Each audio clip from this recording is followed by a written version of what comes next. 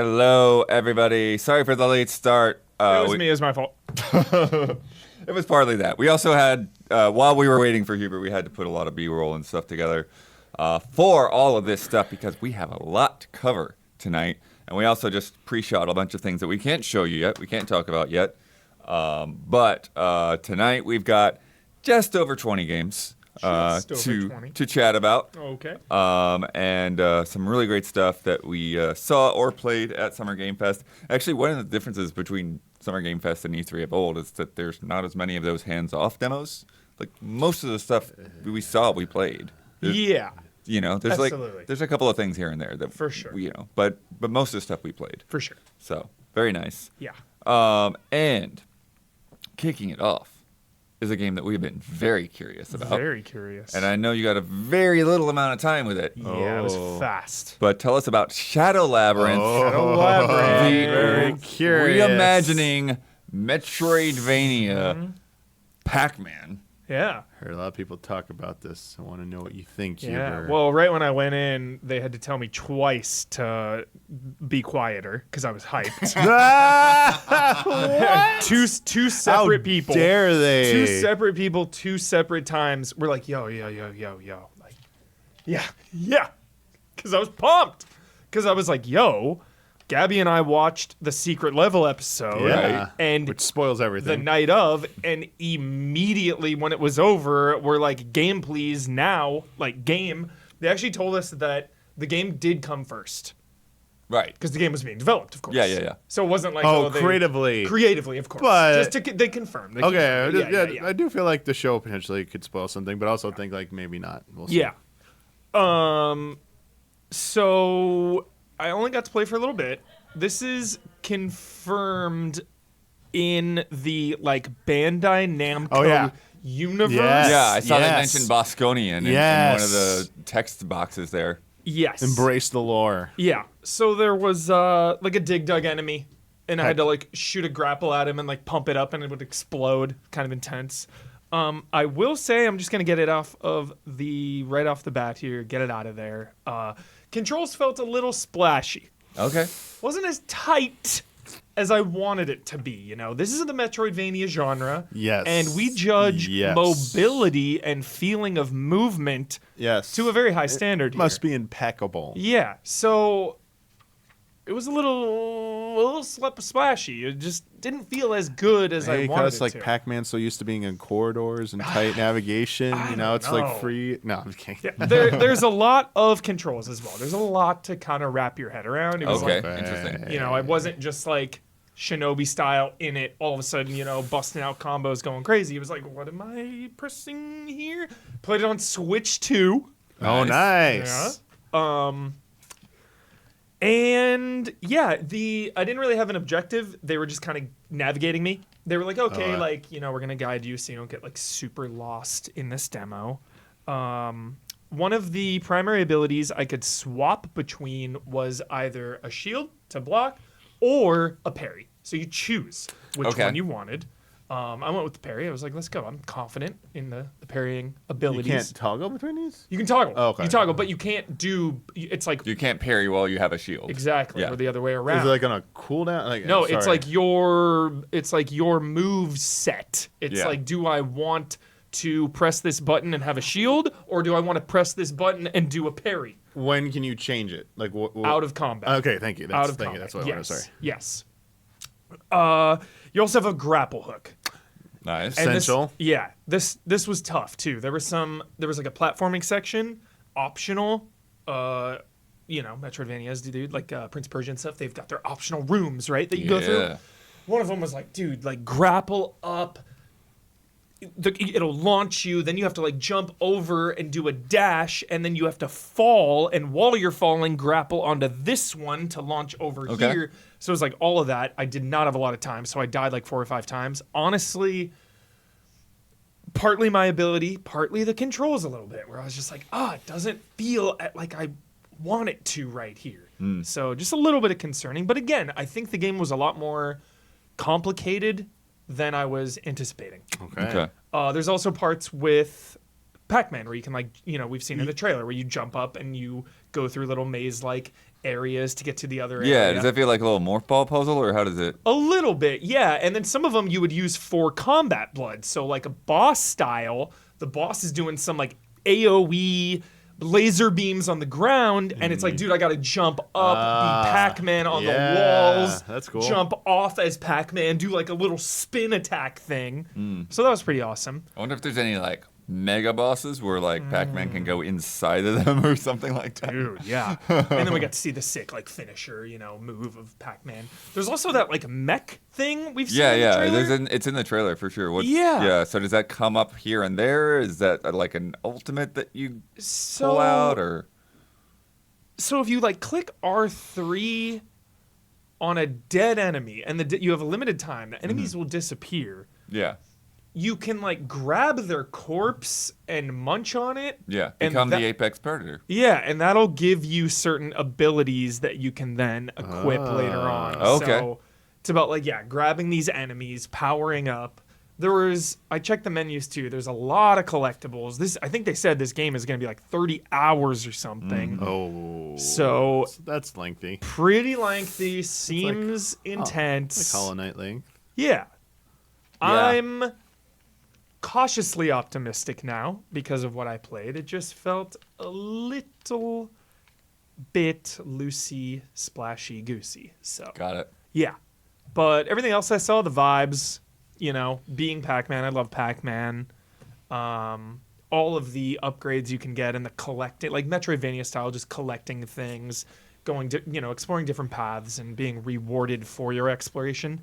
Want to see how all that plays out, and if that delivers, then I think it'll help propel this game into, better heights. Because right now the controls and the combat just kind of felt okay. Right. All right. So, yeah, Cool. that's where we're at. Yeah.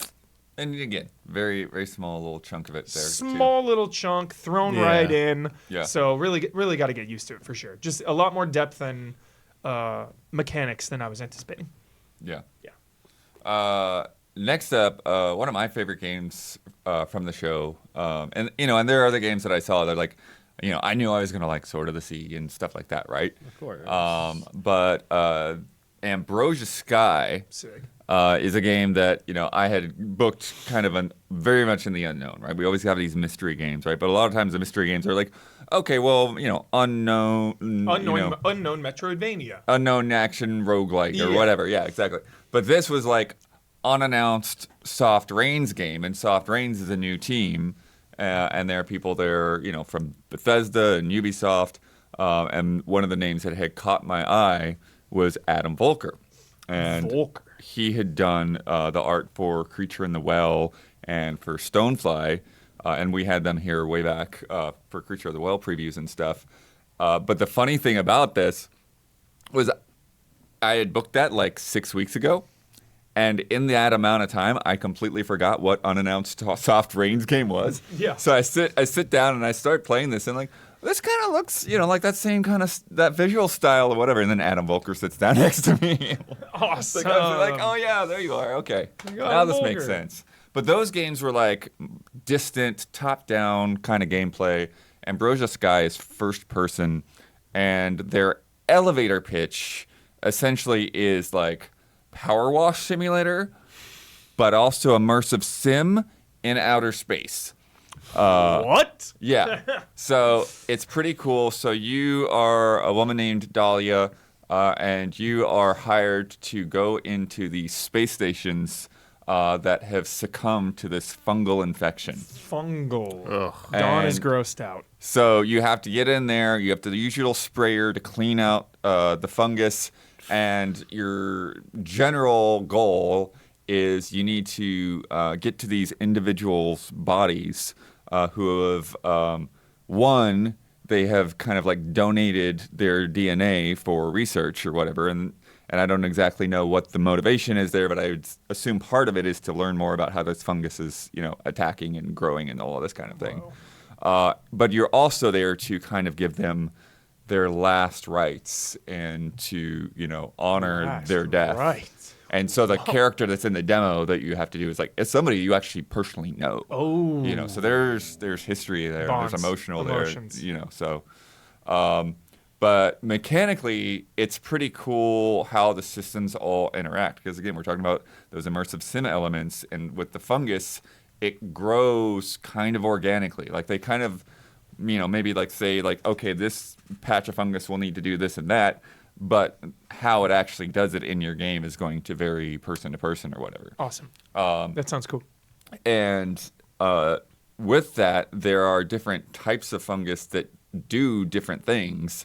And so there are fungus that are more flammable, and they have exploding fruits. So if you blast that fruit, it'll light a fire, and the fire will start spreading all over the place. Or if you have like a little grappling thing, you can grapple that fruit and toss it, and blow up something on purpose that way. And then there's an electrical fungus, and that will interfere with electrical systems. And so you get to a door, you can't open the door because the fungus is in there, and so you have to, clear out enough of that fungus to stop that interference, and like you'll get shocked if you're in the zone and all that stuff too, and get the door open.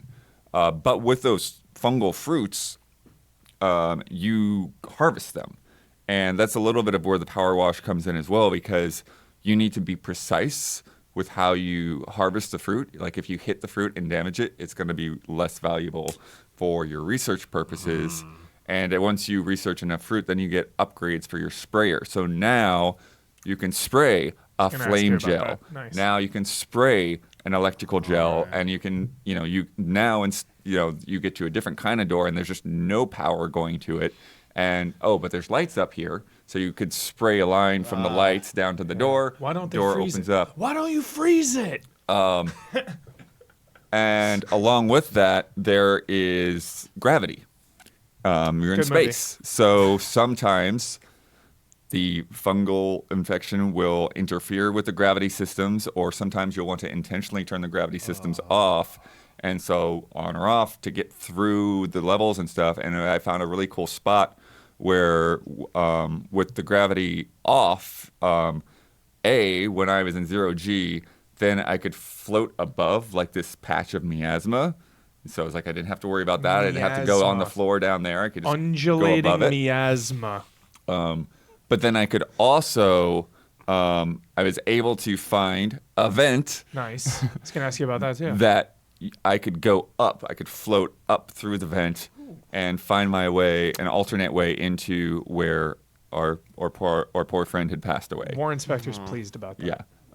And another thing that I thought was really nice is they had briefly popped me on to another level before you had to find your appointment, and and I had to go find you.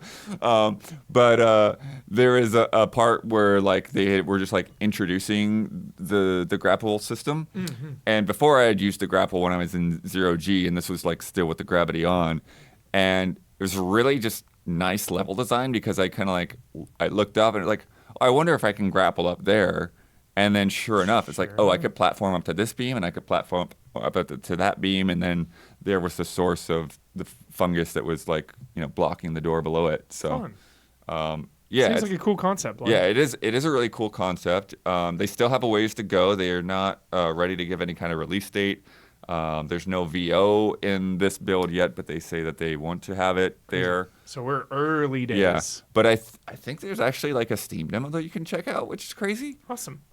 So yeah, if that's true, go take a look and get in on that, because, like I said, it's one of the favorite things I saw at the show. So awesome, yeah. Blood. Yeah, it sounds really really neat. Damiani, you're up next with End of Abyss. So jealous. Here we go. So Huber. jealous. Here And again, this was like go. unannounced Epic publishing game. So Didn't hyped. even know it was a horror game, I don't think. Yeah. Ill and End of Abyss, man. I know. They looked so good. Oh yeah. I'm so hyped on this game. I let Huber know pretty quickly. Yeah, I was like, dude, you have to play it. Yeah.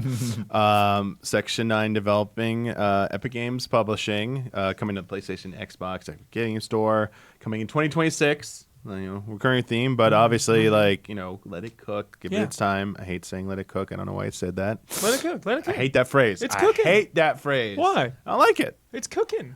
It's used too much. No. It's played out. All right, what do you want to replace it with? All right, let's talk about the game. We'll It's obviously it's a Metroidvania, but it's also a twin stick shooter. Yeah. So I don't know if that was like known before, but like when they dropped me in, I was like, I mean, it makes so much sense, but at the same time, when you're looking at it, you're not entirely sure, you know. So you have a handgun. Infinite ammo. Obviously, you got to like reload. So, find amount of shots, we get to reload, but you can just keep unloading. You have to worry about finding ammo in the game for that. Okay. Then you've got the shotgun, limited ammo, As it should be. and the best part about like limited ammo like this, you can find some extra shotgun shells in the environment, but they have ammo crafting. So you can get materials Craft to the go to a shells. crafting station and Jill craft Valentine. more shotgun shells. Were you crafting any shotgun shells that fire teeth? No, but I think I had like 38 shotgun shells by the time I went to the boss. Wow. I was like okay. ready to go. I was like, Loaded. Damiani's let's OP. go. Jeez. Didn't need all of them either. They watched Damiani play. They're gonna No, for they're gonna blood, fix that. you're gonna love this.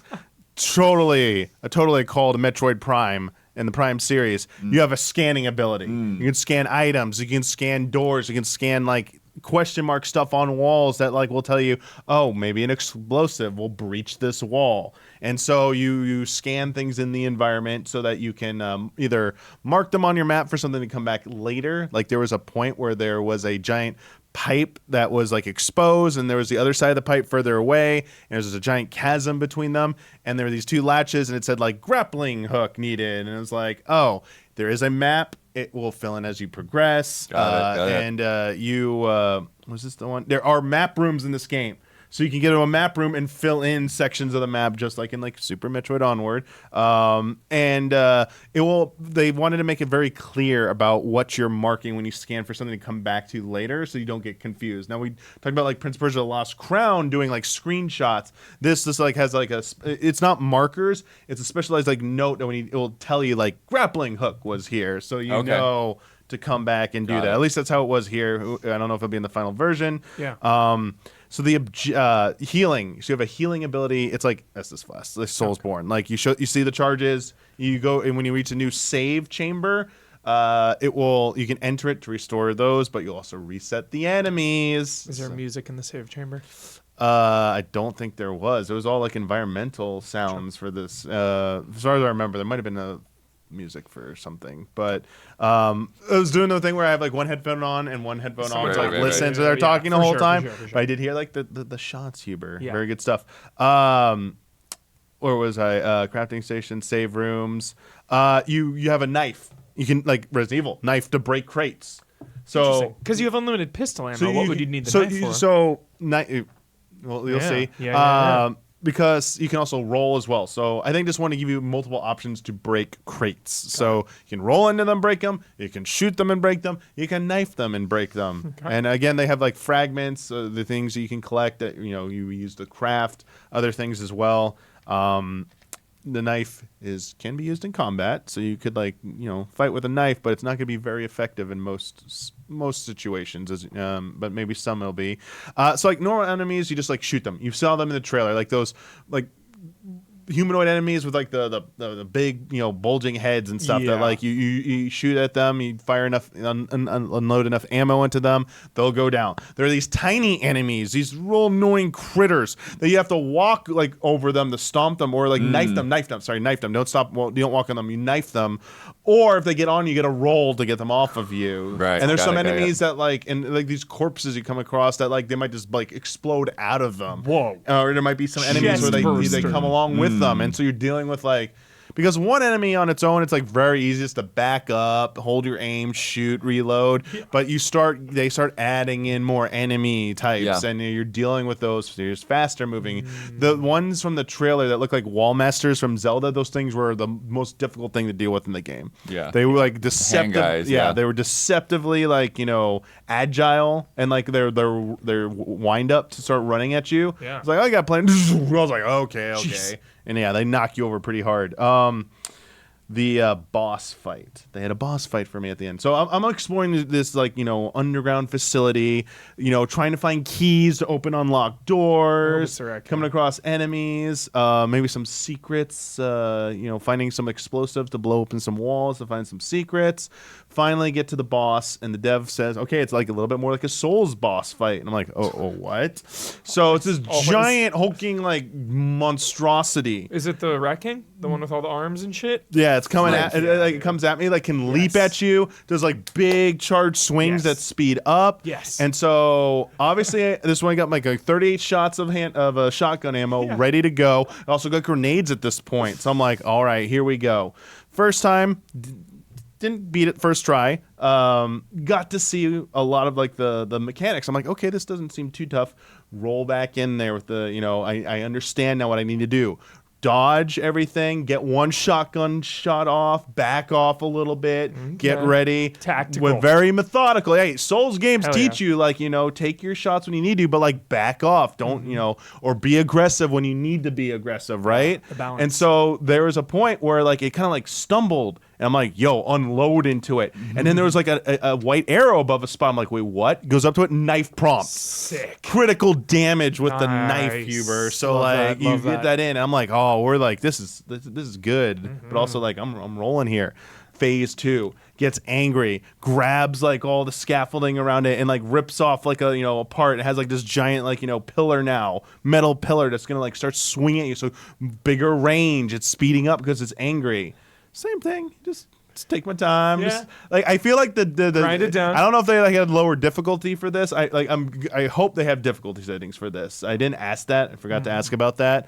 But I imagine there'll probably be a difficulty setting of some kind. And also like it's a demo, so like maybe they're just trying to make you feel a little bit comfortable. Also like it seemed like it was very early on, so like I imagine there'll be like way more challenging bosses. Yeah. But took it down and didn't second try, no damage. Nice. That was like good job and stuff. But like it still is a twin, so like I'm not the best at twin stick shooters, so like there are a lot of times when like I was aiming well, things would go so smoothly. There were times when like even on a remedial enemy I would be like just barely off aim and like oh my gosh, like please just line up, and like and then like it feels like you have all the time, and then that's like when another enemy will jump in and it's like oh god, like so you're just like rolling around like trying to buy get some space between you, and you got even with the handgun infinite ammo, you're still trying to find good moments to reload so that you're not exposed. So I don't know if the knife has any kind of like Resident Evil type thing where you get grabbed, you can use it. I didn't see any prompts like that, but just for the critical damage. Could you do that on other enemies? The critical strike, I didn't or see just an the boss? opportunity for that. So, but I hope that they, I hope they definitely have some more opportunities. And everything you scan is also in the logbook blood. So, like you have like a log of enemies. You could see, their information on them, information on different parts of the facility that you're going deeper and deeper into. And yeah, was there anything about like the premise? No, they didn't really give me anything more about that. Just looking over my notes real quick, see if I missed anything else. But I just want to say, like, yeah, I had like a really good time. And another thing about Souls games I love, you can like feel so good about defeating like a really difficult boss or overcoming a boss, feeling like you're a god. And then the next area, a regular enemy kicks your butt. That's what that one hand thing was. I was like, are you kidding me? I was like, what is this? Why is it so like, I was like, come on.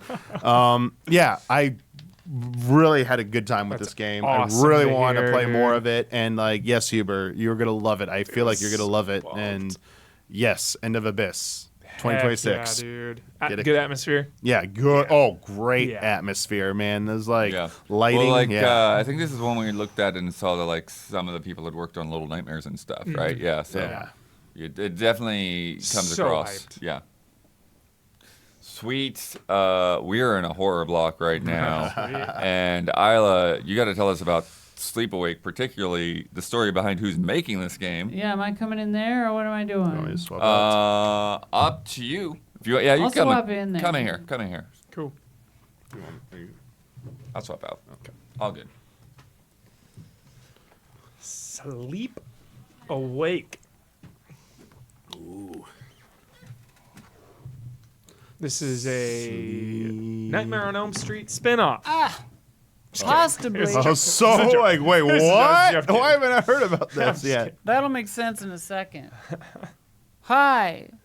Sleep Awake. Okay, so I had a very distinct honor a week ago yesterday to go to Blumhouse Pictures Sick. post facility, their actual building. Awesome. It was sick as hell. And meet Robin Fink, who was in Nine Inch Nails. Crazy. It was awesome. That is crazy. And they showed me their game, Sleep Awake, which is awesome. It is. I kept telling them, I'm like, this is very much my vibe. It mixes gameplay, CG, gameplay stuff with FMV. It's very psychedelic. It's very weird. It takes place in a world where you can't fall asleep. And if you fall asleep, Freddy gets you. well, you disappear. Oh. So this thing called, I think, the Hush. Let me get my notes out. Let me see. Yeah. So the Hush is a thing that will just like take you if you fall asleep at all. So if you fall asleep for any amount of time, you'll disappear and you'll leave like this weird. Spec Ops The Line. Yeah, it's the other guy's by Spec Ops The Line guy. Holy This game is sick. Shit. It's crazy. And the way they, well, I'm getting ahead of myself. Okay, so the Hush will take you if you fall asleep. You'll leave this creepy little iridescent, like, stain on the ground where you fell asleep.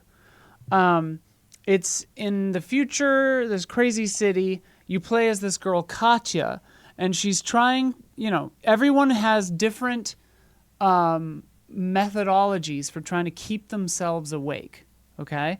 So her way is she'll put this little drop of,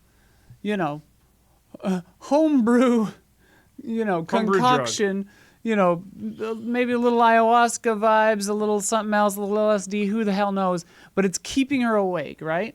She drops it into her eye and then things go crazy. Seems like it's only a matter of time before everyone falls asleep. Yeah, well, get this. So everyone has to stay awake indefinitely, and there are different kind of factions of people who are trying to convince everyone that they have the right way to address this issue.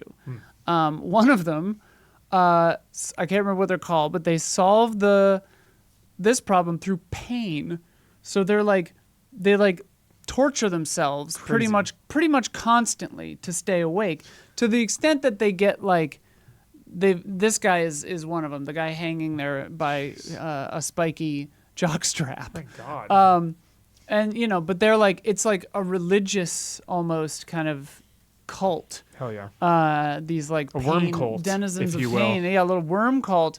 And so that's one, right? But then the other guys, the Delta something, they're trying to enforce everyone to do it. So they're like weird fascist sleep police, and they'll come around and be like, "Hey, you're a heretic. You can't be doing this." And they'll take the pain guy down off of his weird self-flagellation Hellraiser psycho rig.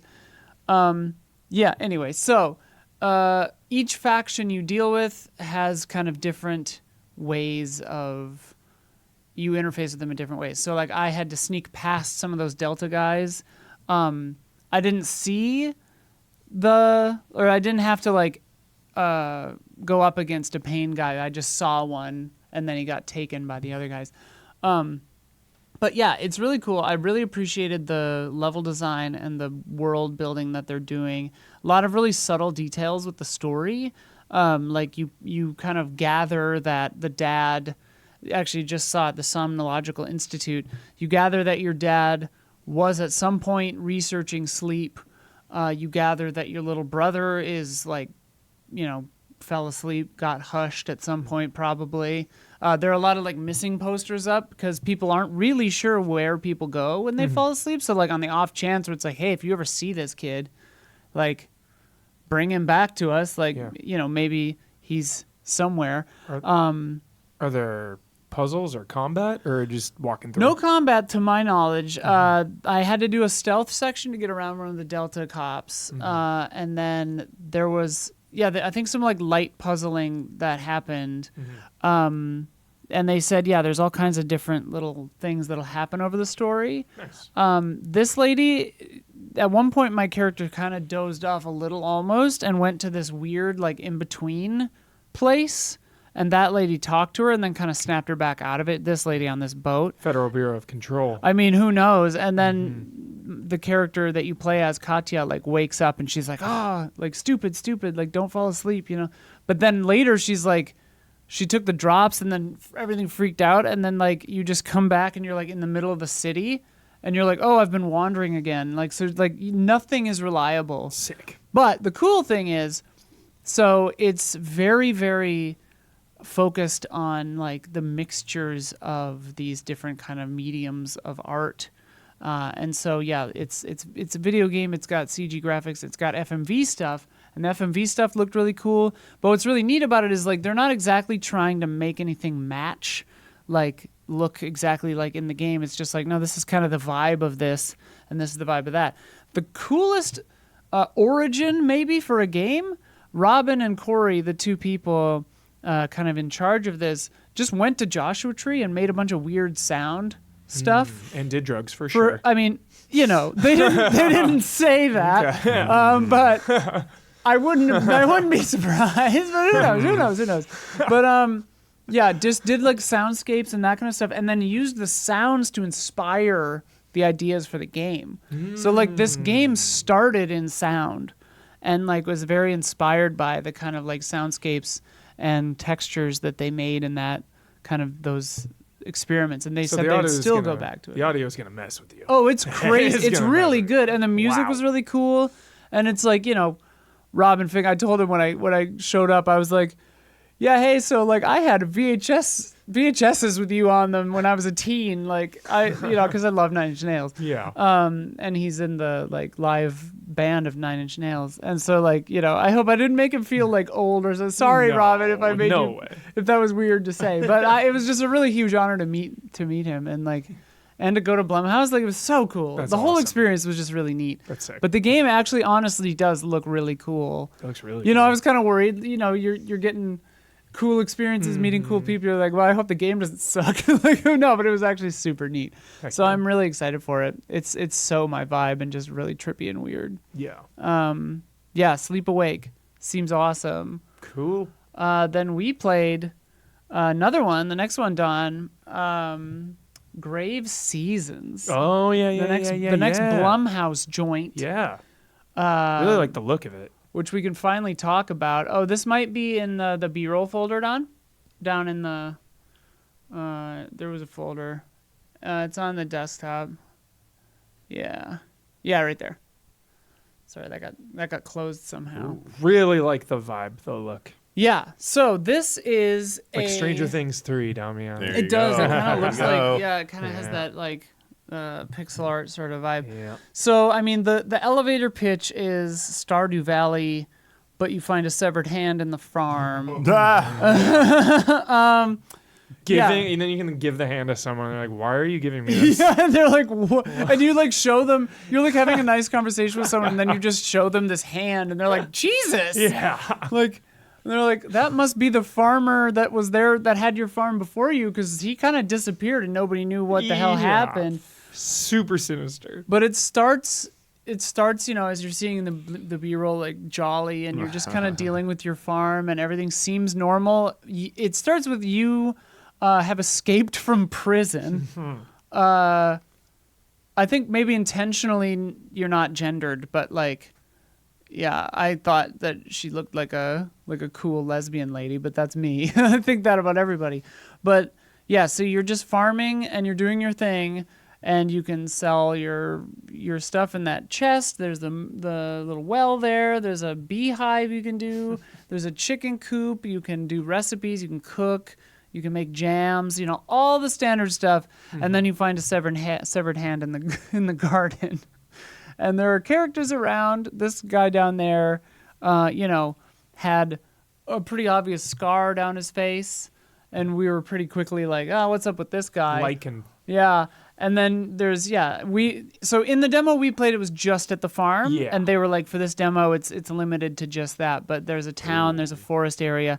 And yeah, this is the pitch of the game that this is the kind of extra twist is there will be a murder that happens. I don't know if it's one per game or if it's like Yeah, I'm not sure. if it changes, but they said that different people can get killed in your game. It's kind of like, not randomized, but like procedurally or like determined different ways, so that every time you play this, it's a kind of a different murder mystery. Mm-hmm. So in the demo that we played, you meet this girl named Pilar, I think, and she's like, "Hey, meet me in the woods after sunset. People are too scared to go out there, but there's this herb I need to get, but everyone's too afraid to go out there with me. Like, meet me out there." And you go meet her out there, and then she just gets torn apart by a Murdered. werewolf. Murdered. Just blood everywhere. Yeah. Dragged off, just gore. Like half her body was like Pulverized. Yeah. It's like insane. To a pulp. Yeah.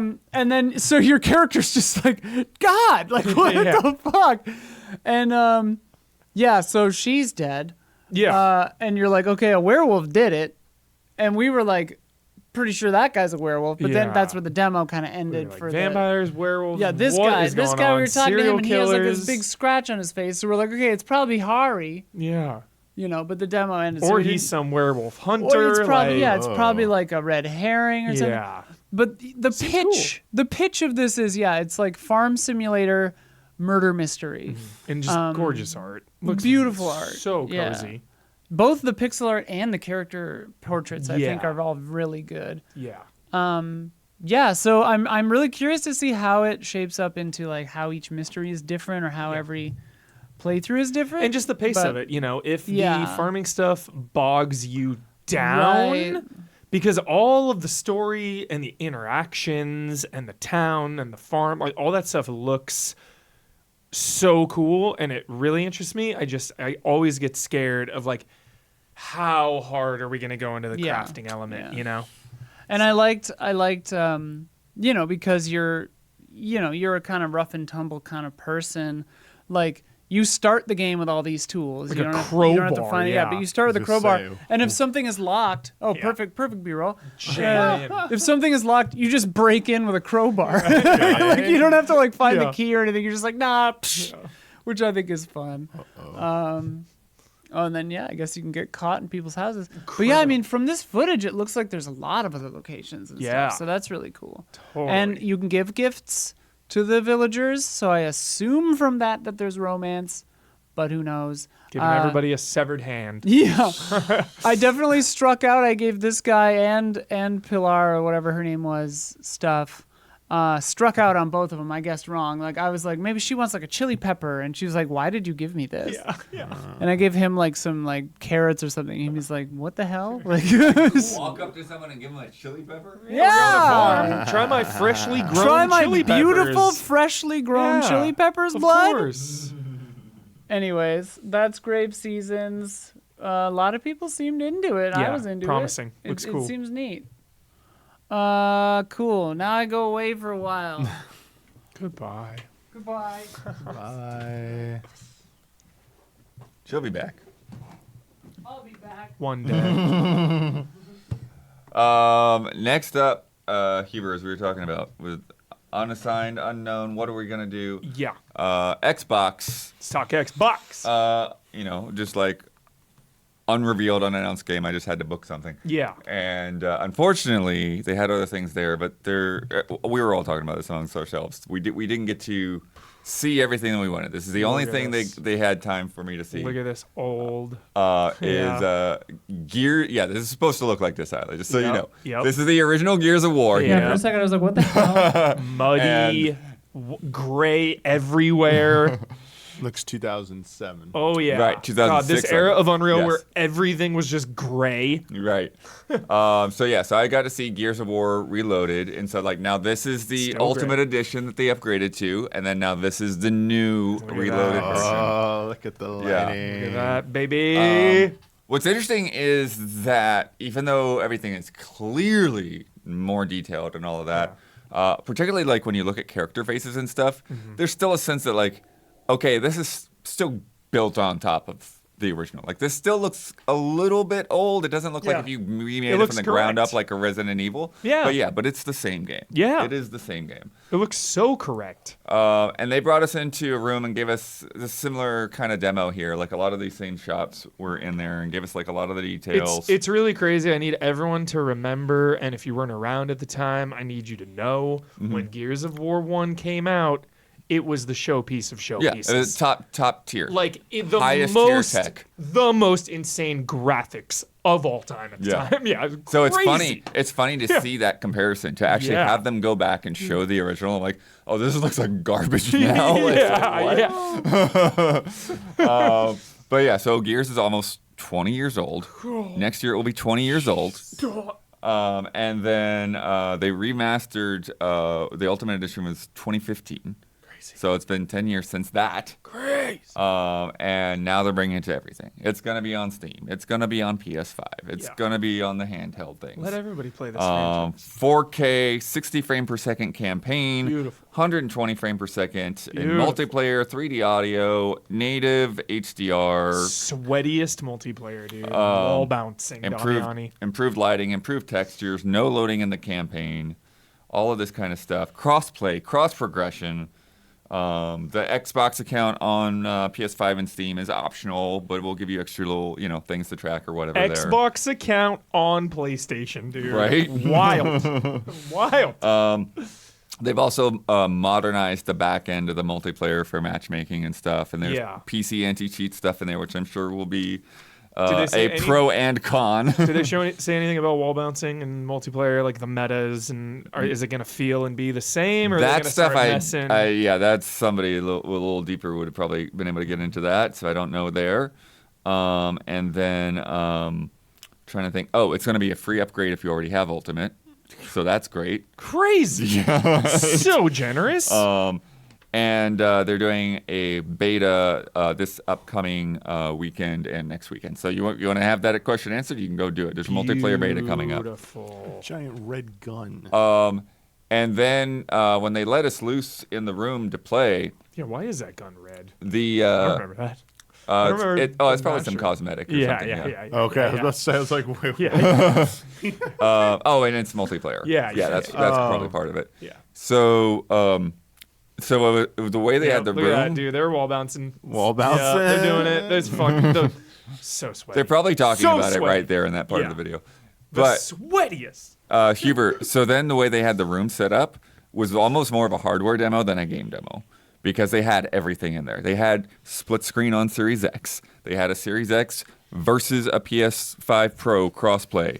They had a ROG Ally and a PC crossplay, like high-end ROG PC. Ally versus Steam Deck crossplay. And they had the brand new ROG Xbox Ally X in there as well for us to check out. ROG Ally Xbox X. That's its full name for real. think it's this ROG one, Ally X. Xbox Ally X. Oh, ROG. there is Xbox. Never mind. You gotta know.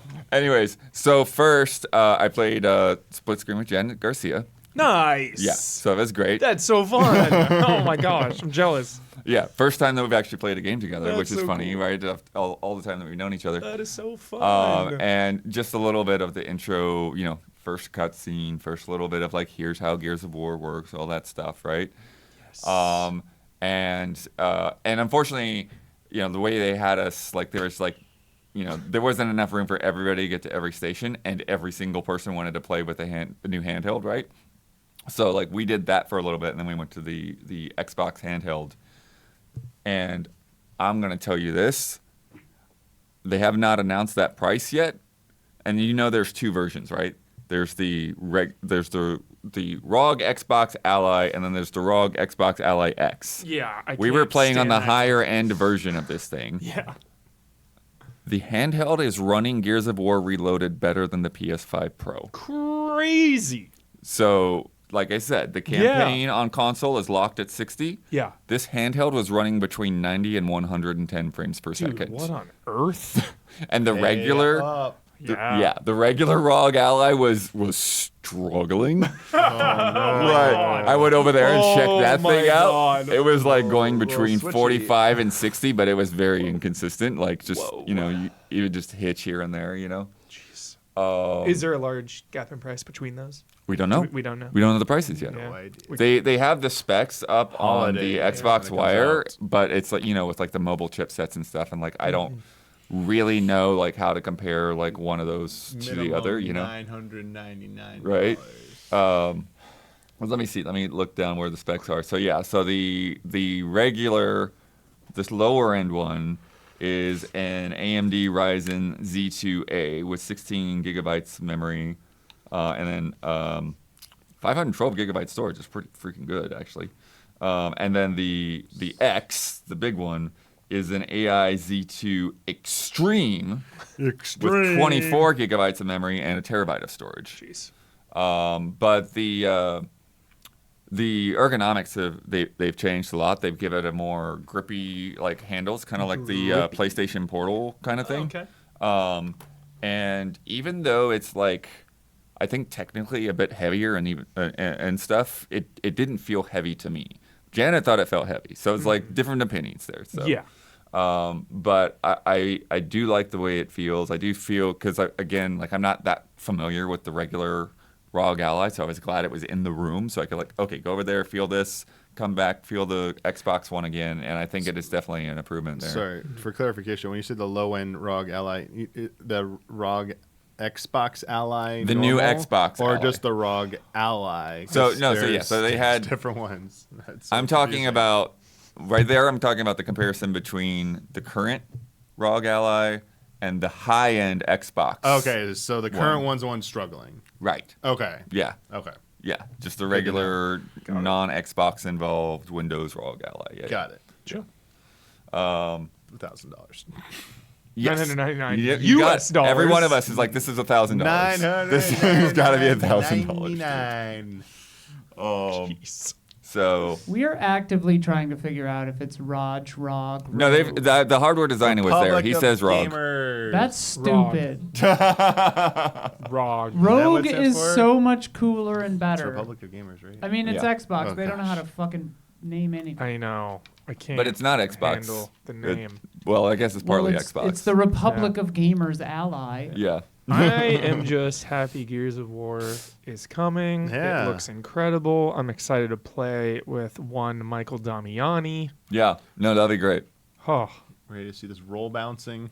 Wall bouncing? It's way more a multiplayer thing, but we can still do it in the campaign for sure. Show me it so I can find a way to use the cheese infinite spawn. Hey, yeah, I am probably just gonna call that thing the Xbox handheld.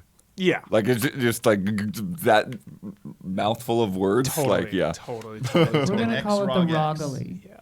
Drogly. Roggly. Roggly. Also, I wonder what the future of Gears is now, because we're getting this. We're getting E-Day. Yeah, E-Day's coming out on the 20th E-Day's anniversary. coming. Yeah. Or not, maybe not the day, but Yeah. next year. Obviously, the next in the timeline, what would that be? Would be 6 now coming It's a up, I 6 think. now? Yeah. Crap. And then obviously, are they going to reload 2? Are they going to reload 3? Yeah, I think that's a big So, question for me here's right what now, is whether they will get 2 and 3 out there. Can I just make a Gears Halo crossover? That'd be cool. Would it? I mean, I don't know. I don't know. I don't know. I don't know if that would be As like cool. a mode, a multiplayer mode or something. talking about That's game what I'm. concept. Oh yeah, I don't know. No. Pretty different, but All right. I would like to see like a multiplayer mod or mode where it's like maybe get Master Chief in there. That'd be cool. Next up, Damiani. I want to hear about this because there are people that were telling me this is like one of their most anticipated games, which is Petal Runner, which looks like a Game Boy Color game RPG. So, what did you think? What did you see? Yes. Petal Runner. I mean, just describe it visually. I mean, as you said, looks like a Game Boy Color game. It's honestly like a very Pokemon-like game without the battling. There's no combat in this game, so you're not going to actually be, fighting any creatures. Creatures are going to be fighting each other. Instead, it's more about exploration and Feeding their a giraffe, quest. apparently. And so that's one of the mini games. So That is when you install. So let me Tamagotchi get the vibes. lore thing here. So it's they're called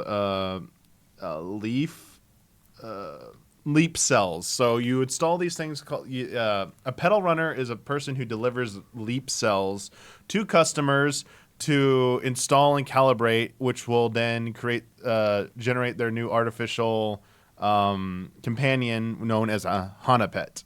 Okay. And that is what you're seeing. What you think of Pokemon are Hana pets in this one.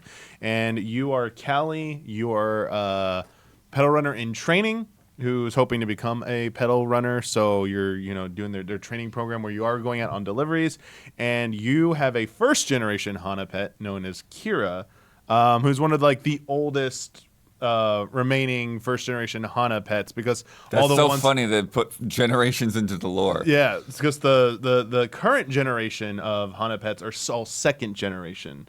And so one of the themes of this game is, friendship, exploration, but also like, dealing with that, they said like, they are aging. There's even a part in the game where the dialogue says, well, you're like a character remarks like you're already 10 years old. That's, you're like one of the oldest remaining ones. And it kind of gets like silent for a second. You go, Whoa. oh, but you're still doing well and everything like that. So it's like, oh, yikes. And like Steam page says Some something developer about commentary. Steam page says something about letting go. I was like, you better not, you monsters. Like, don't do Jeez. that. Yeah. But to keep it lighthearted and fun, you start off, you're like kind of infiltrating this compound, and you're seeing some of the footage when they escape after they break in. Shinra. And they're trying to, I believe, get access to this package. I think it's going to be a really quick and easy thing to do.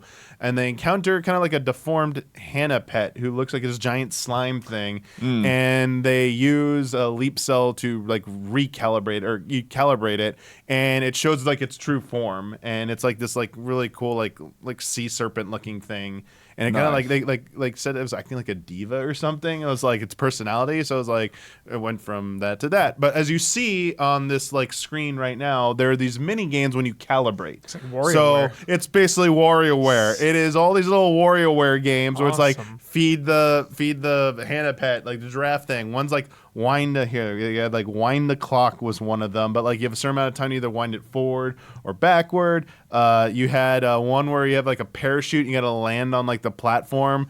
You have one you have to like flying forward through space, you got to dodge like asteroids. They're all pretty like fun and simple. I was trying to see if there's like one other one that like I really liked, but wind the clock. Yeah, there was one that was like draining a needle into the right, like into the waste thing, and then dumping the needle itself into like the hazardous bin. So they're really easy to figure out. But as you said, they throw you at them, they give you the prompt, you know what it is, but like it's not always like the same exact action. So you said very WarioWare like in that regard. After you're done with this essentially this heist, and you get out. The friend you were with goes back to their home. You get on your motorcycle, and you still got a delivery. So like you have these quests of delivering the leap cells to these customers. The first one you deliver to is this family where the father is like a surfer dude, and you install it, and their Hana pet is a shark, and it's like kind of like swimming in air and like swims off, and everyone's like, oh no, what's wrong and stuff. Swims up to like its like surfboard. It's stored in the closet. Like the dad hasn't like surfed in forever, and like the shark, the Hana pet sense like, oh, you missed like surfing and stuff. So it was like, forming that bond already, which is like one of the things they really want to explore in this game is like, the relationships between, them and their Hana pets like that. So it was like really like, heartwarming to see something like that. And then you get to explore, it is called Sapphire Valley is the name of the city, and we're in like North Valley. So in the Pokemon. demo, like they showed the map. It's like one of, I believe, 4 like sections of the city that you'll be able to go to, each with unique like color schemes that they were talking about how like they were like going back and forth on coming up with those. And I got to ride the bike around a little bit, get a feel for it, and then go to the mall. They have a mall there, so you're going through the mall and getting to like interact with NPCs, and some of them have quests, and so you'll see like a little like garbled like bubble, or like bubble above their heads that like indicates like, oh, they want to say something to you. You go and you talk to them, they'll say like, oh no, like one of them is like, I was waiting for this like CD from this artist at the music shop, but like it seems like they're all out of them. And so you wander around, you come across like this like shady looking dude in the corner. It's like, yo, you trying to find that like hard to find out of stock, CD, and he sells you it, and like you go back to turn it in, it's like it's a bootleg. Nice. But like hilarious. the NPC's like still happy you even tried to get it for them. So like they give you like these rewards and these treats. And some of the Hannah pets that are out with their, their companion humans, you can give them that treat and they get happy. And like, that's how you can log some of them into like your essentially the Pokédex. So you have it was up on screen a little while ago. You have a Pokédex, you can log all of the Hannah pets into there. And it's just kind of like charming to do that. I mean, there's cool interactions with the different NPCs you come across. It looks very familiar. Like, yeah, even like the Tamagotchi looking thing. Love that. Like, it has a lot of nods to that. And yeah, the sprite artwork looks really, really good. And like I thought that was like a really good concept that like you don't actually need to go around fighting. There's a lot of mini game activities to keep you engaged in terms of like that aspect of the gameplay. But like narrative elements, like going around and exploring and engaging with characters and learning about the characters and their plights. Was there anything else on here? Oh yeah, there's like the antagonist. There is an antagonistic force. There's like some weird police force that was like blocking off certain parts of the city and wouldn't let you go past. And you see some like, I'm gonna call him scientist dude who was in the trailer at the end, who was kind of like Hojo. plotting something. So like I don't what's Hojo going on there for for sure. sure. But yeah, and also like the developer for this who sat with me was like absolutely delightful. Like so passionate about this game. Nice. So much fun and like just like really enjoyed talking with them. So it was an absolute pleasure. So Sick. yeah, really good stuff. Does look good. Yeah. Sweet. Time to get Isla back in here for more horror games. I'll just stay here. Okay. Ha ha ha. Directive 8020 from Full Supermassive. playthrough stream. Yeah, we're gonna Execute full play order through this. 60. So Space horror. Full I playthrough was stream. kind of pissed to have to play it at all because I didn't want to see anything. But Spoilers. Play a preview. I like that. yeah, so I got to play. This is the thing. It's the thing. Yeah. They can mimic other people. The entity can look like other people. It's entity. fucking crazy. It's unique. Can you turn into the thing and be a villain against your team? Yeah, is this the I thing? do not know. That would be cool. Because I really want them to start exploring that in games, like become the villain Trust Right. thing. no Like one. Among Us a little bit, but like take it a step further. Dark pictures, baby. Yeah, it is what you think it is. No, you're talking about there's a new rewind thing that they're doing, right? Oh yes, so that is the big new thing. That they let you while you're playing. If you don't like the way a scene went, you can just rewind that scene and do it again. Uh-oh. Which I knew Huber would have a Here we fucking- go. Huber, No. Huber, stop! Controversy. Listen, you don't have to do it, and also there's a traditional difficulty that does not allow you to do it. Great. So you can play in Great. like standard mode. oh, okay, thank God. And Holy you can- crap! so Give me a worried. heart attack. What I liked about Because this, that is the best thing, Isla. Those stakes, Oh, those for sure. permanent stakes of Oh, for whenever we sure. play these games, for sure. for sure. Yeah. What I liked about this was the writing felt really natural. The characters felt really interesting. The demo kind of jumped around. It started like 2 years prior, or like 4 days before launch, and then it was like 2 years later or something like that. Nice. After cryo. Yeah, it was all kinds of stuff jump around. But yeah, then you kind of dropped in situ in the problem, so like it just started with that guy holding the gun there and that guy in kind of a hydroponics bay, and they're like, this goo is everywhere, it's everywhere, and they're like, did it compromise the system? And they're like, it's everywhere. and then two versions of them came out from the doors, and they were like, oh, okay. Trippy. And in my playthrough, I got damaged by one of the entities. One of my guys got scratched, so who knows? Uh-oh. And then it came back up after that, it cut back up to a room where they had another guy just kind of locked in the brig or whatever, and they were scanning him, and you had the choice to be like shoot him or not shoot him because you thought he was an entity.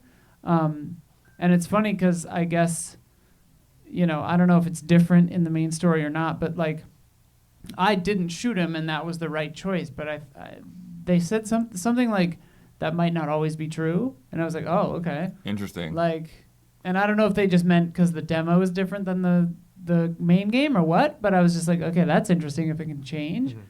I don't know. It's weird to talk about these games because it's like I just want to do the full playthrough. Yeah, Right. exactly. I'm also I'm curious because the whole thing is like trust no one. The thing, gameplay wise, that sounds incredible. If we couldn't trust each other, but if we're playing this locally, we're all gonna know what everyone We're all is. gonna know, right. yeah. So it's like It would be crazy if it Who's like the mole? texted you. or something. Oh. Yeah, It's like, or you're a You have to thing. use your phone. And Yeah. that's how they're gonna do it. Yeah. Like put in your phone number at the Don't beginning screen of the sheet. game. Yeah.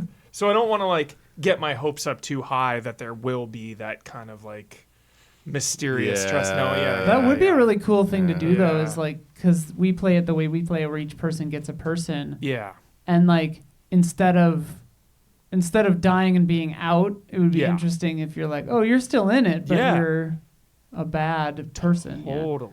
Yeah. Also, Tyler Gardner was working the booth, who was the person I gave a Breath of the Wild card to Shout like out. 100,000 years ago, and easy update. Oh, So funny. shout out. Anyway, He's in my inbox all the time. yeah. I I like didn't recognize him at first because it was like 9 years ago or whatever, but I was just like, oh, hey man, like it was awesome. I assume they didn't talk about. I think that was this booth anyway. It's all Yeah, about. yeah. He was there. I assume they didn't talk about the curator or the overarching they did meta not. narrative or They any of did that stuff. not. Yeah. It was basically just the demo, and I didn't really talk to anybody. So, Chill. Yeah. Cool. It'll be good though. Always our most anticipated stream Yeah, games. it's gonna be a lot of fun. We love them all. Nice. Damiani and I passed the controller back and forth for Sonic Racing CrossWorlds. Oh shit! Who was Ichiban? And they were not playable. Okay. Yeah, they didn't have the extra characters there, Just or the Sonic. Minecraft track. Just Sonic characters. Yeah, we there was a huge character select screen though. Scare about a lot. Like A lot. you probably have like So there's hope for Shenmue. We had is like what a you're saying. sixth. There's hope. absolutely on the table. yeah. We had like a sixth of the characters unlocked. The screen it was just like wall of characters that could be there. Holy shit, dude. Yeah. But this is like I really liked it. I know there's some people that played it that weren't as into it, but I know other people that were as well. So I think, in some ways it's a little bit more on the traditional side. There's definitely some Mario Kart comparisons because Oh, Mario yeah, Kart yeah. just came out. Yeah, Obviously. traditional meaning that like there's not any kind of open world or anything like that, but they are doing some of their own twists in here as well, which I think are really fun. Dude, Ichiban looks so fun. Holy crap! They've got the transform stuff is back, right? So you God. get the boat form and you get the plane form in certain spots, and then the CrossWorlds thing is pretty interesting because the way that each track is set up is there's 3 laps, but then when you're on the Getting Hydro Thunder here vibes here, Bloodworth. Just want to shout that out. You'll see. Yeah. on the second lap though, there's this portal, right? Now they're coming out of the portal on this right here, and whoever is in first place gets to decide where the portal goes. Oh. There's a left and a right, and Each one will go to a different and there's track. like a button on there, and when what you drive over the what button, they it pick, picks. everyone goes to it. Whoa. Yeah, everyone goes to that one. That's awesome. And then you do that for a lap, and you come back and you do the third lap back on the course that you had selected. So you'll be in 2 for a race. Yeah, but I don't Original know. track, but like The optional portal track. tracks seem very Right. different than the main tracks. That's awesome. Like, Yeah, I don't think those had their own. Like you start on those as far as like. Yeah. We did 3 cups basically or circuits. Right. Yeah. Yeah, and then the cup, the fourth race is basically the main 3 tracks for one each lap. Yeah. So you kind of revisit them. And then there was I really enjoyed Huber the environments. They look awesome. Like there's like a museum with like a bunch of dinosaur skeletons that come down. Yeah, and, that like, was great. Old cars driving around.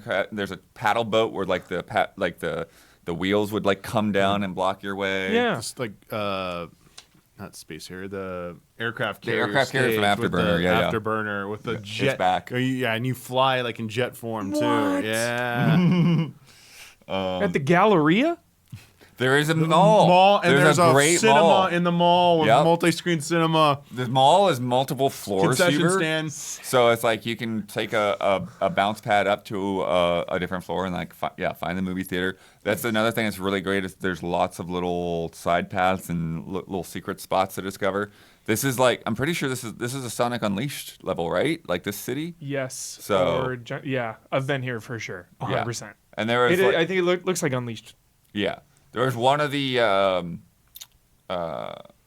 portal levels that was like this like space theme with like these dragons, like flaming Yeah. dragons flying around, and that reminded me like a lot of like Galaxy Force, the old arcade game, and I don't know Yeah. whether it's like literally Galaxy Force because that was Sega, or if it's just kind of like pseudo inspired by it. We also need the crazy taxi. Right, course, right, of yeah. See, course. there's the portal choosing there. Cool. And sometimes the portal will be like just random. So it's like you can either go on the back of this giant dragon or you can go to a random one. What do the tricks do? They make you go faster? Yeah, there's like little speed boosts, but you can do multiple tricks. And they're before not you showing land. the HUD, so when you're drifting, you have like what 3 levels? Or is it 4 levels of drift like that you could build up? So It's one or the other. I don't remember which, but that's the thing that's interesting too is that some of that HUD is like a lot more obvious about what's going on. Like when you're doing the starting line boost, there's a meter, and almost like Hot Shots Golf or something. Like you can see like okay, here's red, yellow, green, and it's like if you have that point in the green when the start goes, then you get the full boost. Nice. But you can be a little bit outside of it and get slightly less of a boost. And then there's a lot of customization stuff off the bat too, so yes. kind of like the previous Mario Kart games, you pick your parts for your car. There's a nose piece, there's a tail piece, and then there's the wheels, and then you can also like change the colors and stuff if you want. Trying to think about what else. Oh, you have loadouts for your items. You can pick all of these different loadouts for what kind of items you're going to get out of the item boxes. That's interesting. And there are I like 3 that. slots. And And so, then those will be the ones you pick up on the map. well, the thing that's interesting is that some of the things that you can put into those slots are only like one of the slots, but some will like a take 2 slots horizontal- or take 3 slots. Yeah, they're like horizontal like the things you So if you like, do one that's bonus 3, is that attributes. the only item So you're example, gonna find? one's like better like acceleration or like your Yeah, it's not like a whole single 3 item, it's whole like 3 a items instead pack. of 2. Oh. Yeah. So it's like 3 hexagonal spaces. So some take up 1, some take up 2, some take up all 3, and you have like 2 rows, I believe. Right? That You basically like but only certain ones Yeah. going into each row though. So like you couldn't like stack like double acceleration or like item like extra item to like bring like 4 or something like in there. And yeah, you save, as Bud said, you saved like up to like what 5, 6 loadouts they had. It was like yeah, it's quite a bit. Well, what's interesting is because there's a bunch of tabs to pick from, and so there's a lot of like preset ones that you can do, and then there's the custom one that you set up. Is the way it looked like to me. Oh, they were preset. I didn't know if it was previous players or people's. Yeah, no, I don't think you could change. change those. I think those Yeah. were just like, okay, this is the speed one, this is that one. Gotcha. And then there's the custom one that you can create. When you're in boat form, you can do a straight charge and get a higher jump to get some things. Yeah, you can, And like, leap Damiani up. was finding the red rings.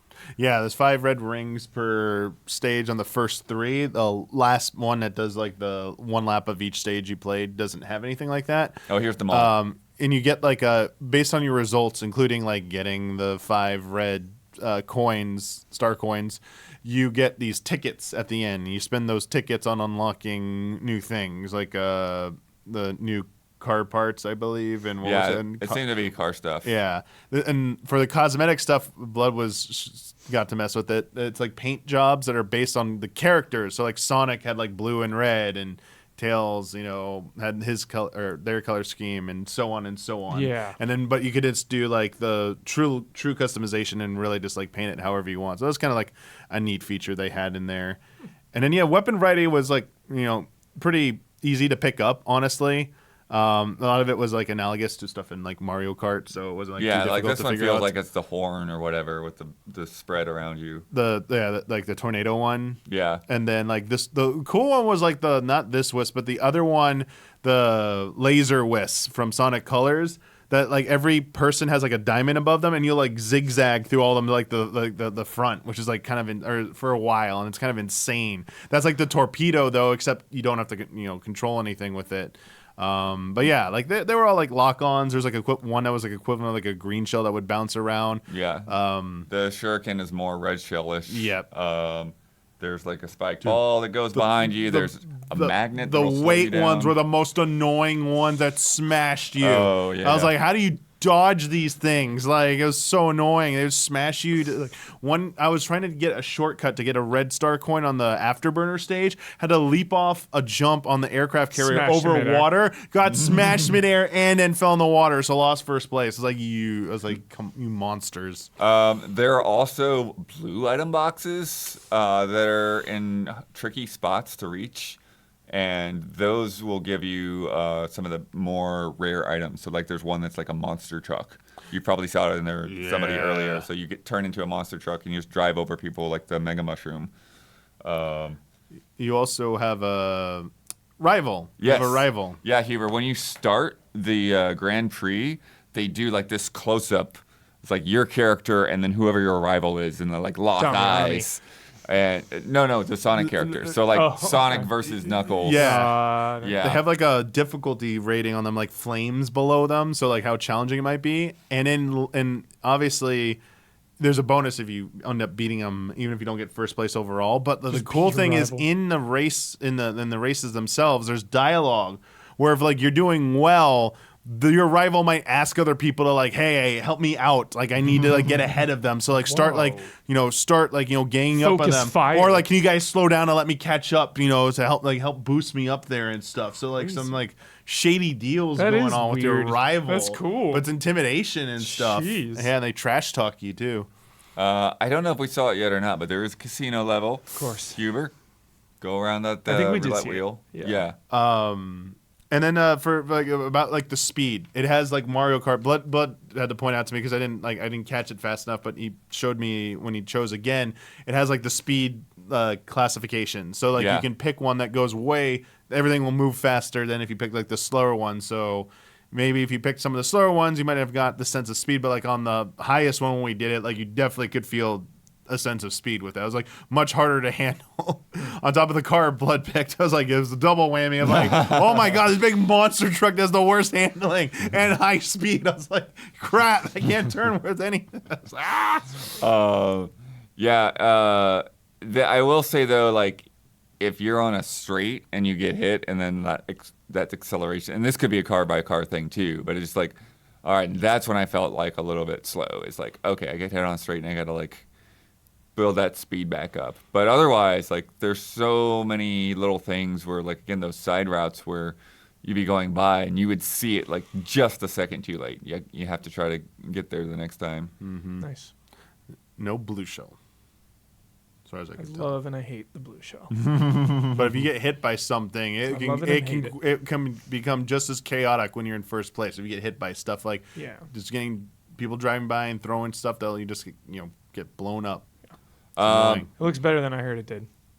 Yeah, Truly. and I think there are some things that hopefully they'll be able to polish up because like there's some very specific frame rate issues with and they really don't affect the gameplay, but like when the jets go over on the aircraft carrier, they were like not running at full frame rate. Yeah. And the same thing like when you see a portal ahead, it's like you, Oh, you yeah, can see it's- that it's a little. yeah, it's like it's not as good as what you're on, the track that you're on. It's Switch like the to game holding it slows back. down for a second for it to like fully load, and then like Just kidding. like the sense of speed like dies for a second, and then like it picks back up. Nice. But yeah, I didn't get to try the hoverboard, but it's Sonic Riders! too. Yeah. Mm-hmm. Connect, stuff. baby. Sweet. I don't have a Switch too, so I'm intrigued. Wait, No, it's on everything. Comes the That's what. morning. No, I mean for Mario Kart. Oh, I see. So Yeah. yeah. Yeah, I mean, and into that's that. one of the things too, Huber, that I do wonder, because the last one, there's multiple things that I didn't care for the last, but I felt like it kind of just got long in the tooth. Yeah. And so I'm hoping that this one will still feel fun after you've put a good 10 hours or so into it. Yeah. Yeah. You're up next, Huber, with Exoborne. Exoborne. Where is that in here? Exoborne. Alrighty. This will be a paid game, not free to play. Okay. Premium game, they said. They specifically said. I haven't heard Dev say this in Oh god, what did he say? I haven't heard a Dev say this in so long. PC is the lead platform. Oh, yeah. Just like calling it out directly, the lead platform. I just haven't heard them like definitively say like All right. this is the lead platform. All right. It's an extraction shooter with an emphasis on weather mechanics and mobility. Yeah, so some tornadoes. Risk versus reward, classic extraction style. Choose what you want to bring in, choose when you want to escape. Other teams are there. I played 3 players. It was a team of 3. Shooting was like first person, but you were running and moving in third person. Movement was really fun. Oh. I definitely want to shout that out. You have a grapple hook. Yeah. And you have a grapple hook is awesome, dude. Like any game where you have a grapple hook and you can shoot the ground in front of you, and then like a little slingshot, and you're combining your grapple hook with your glider. Oh, if there's yeah. any kind of wind going at all, you can just shoot up in the air with your glider. Who do you thank for all that? Arkham City. Arkham City. Good call. That's Shout right. out. Grapple. Grapple. Say thank you. Yeah. This is like, dude, you just jump and deploy it, and all of a sudden you're floating in the sky. It's really crazy. I didn't question it. I was like, awesome. Heck yeah. The weather can change, though, and when there's no wind, it's like, all right, I can't use my glider. I can only use my grapple. Oh, okay. Can I ask you a dumb question involving grappling? No dumb Matt? questions. Can I There grapple are no into dumb a glider into one of those tornadoes I see? It was the first thing I wanted to do. They were You went straight to don't the go tornado. there. They were like, don't know. They were like, go this way, please. Yeah, they were like, avoid the tornado. I was like, I want to jump right in. I know. I wanted to so bad. It's all right. It's all right. Thanks for trying. Yeah, there were 3 classes. I just played the tank class, smashing things, shooting things. Seemed fun. I'm not huge on extraction shooters. I don't mind them, but I don't like commit to them. All right. Really? Yeah. Definitely one of those types of games where it's like you really need 2 other committed buddies. Yeah. You need your squad. A lot of multiplayer Play games. Night Rain with me later. Yes. See? Okay. Yeah, that's I need a I will third. try. You're playing Night Rain instead of an extraction shooter. Yeah, exactly. But yeah, I mean, if you're into extraction shooters, Do it. I hope so. Honestly, I think people that love this genre will absolutely be into this, and they should absolutely take note because just moving around and shooting felt solid. It felt good. I really like the grapple and the glider. Wait, what just Fire? happened? What? Dude, I don't even Did they know. just light this tornado on Yeah, fire? there's the lore. Firenado, dude. The lore is really crazy. Copying twisters. There's this big like sci-fi There's a giant one over there. weather device like with crackling electricity, and the device like controls the weather. I It's feel about pronounced crackling. Crackling. I don't know how I feel about that. There's NPCs that you can kill and take out, and yeah, that's basically it. All right. So check it out. Traversal stuff looks really cool. Traversal looks cool. Yeah, it does. Extraction shooter, crowded genre, competitive genre. Yeah. Cutthroat. Very cutthroat, but I think Good there's sparks. that device over there. But I think if you're into that stuff, it's definitely worth a look. maybe try like a beta or something or an alpha. It's still a little bit of a ways away, I think. All right. But yeah. No, we'll jump into a tornado. See Exactly. what it does. Damiani, you got to check out Morsels. Yeah. I'm very curious what you think. The creature collecting roguelite from Furcula and developer Furcula and published by Annapurna. I gotta say, the game has a very unique look to it, and it has a lot going on sometimes on screen that I felt like I was doing a pretty good job of keeping track of a lot of. It's really pretty. Yeah.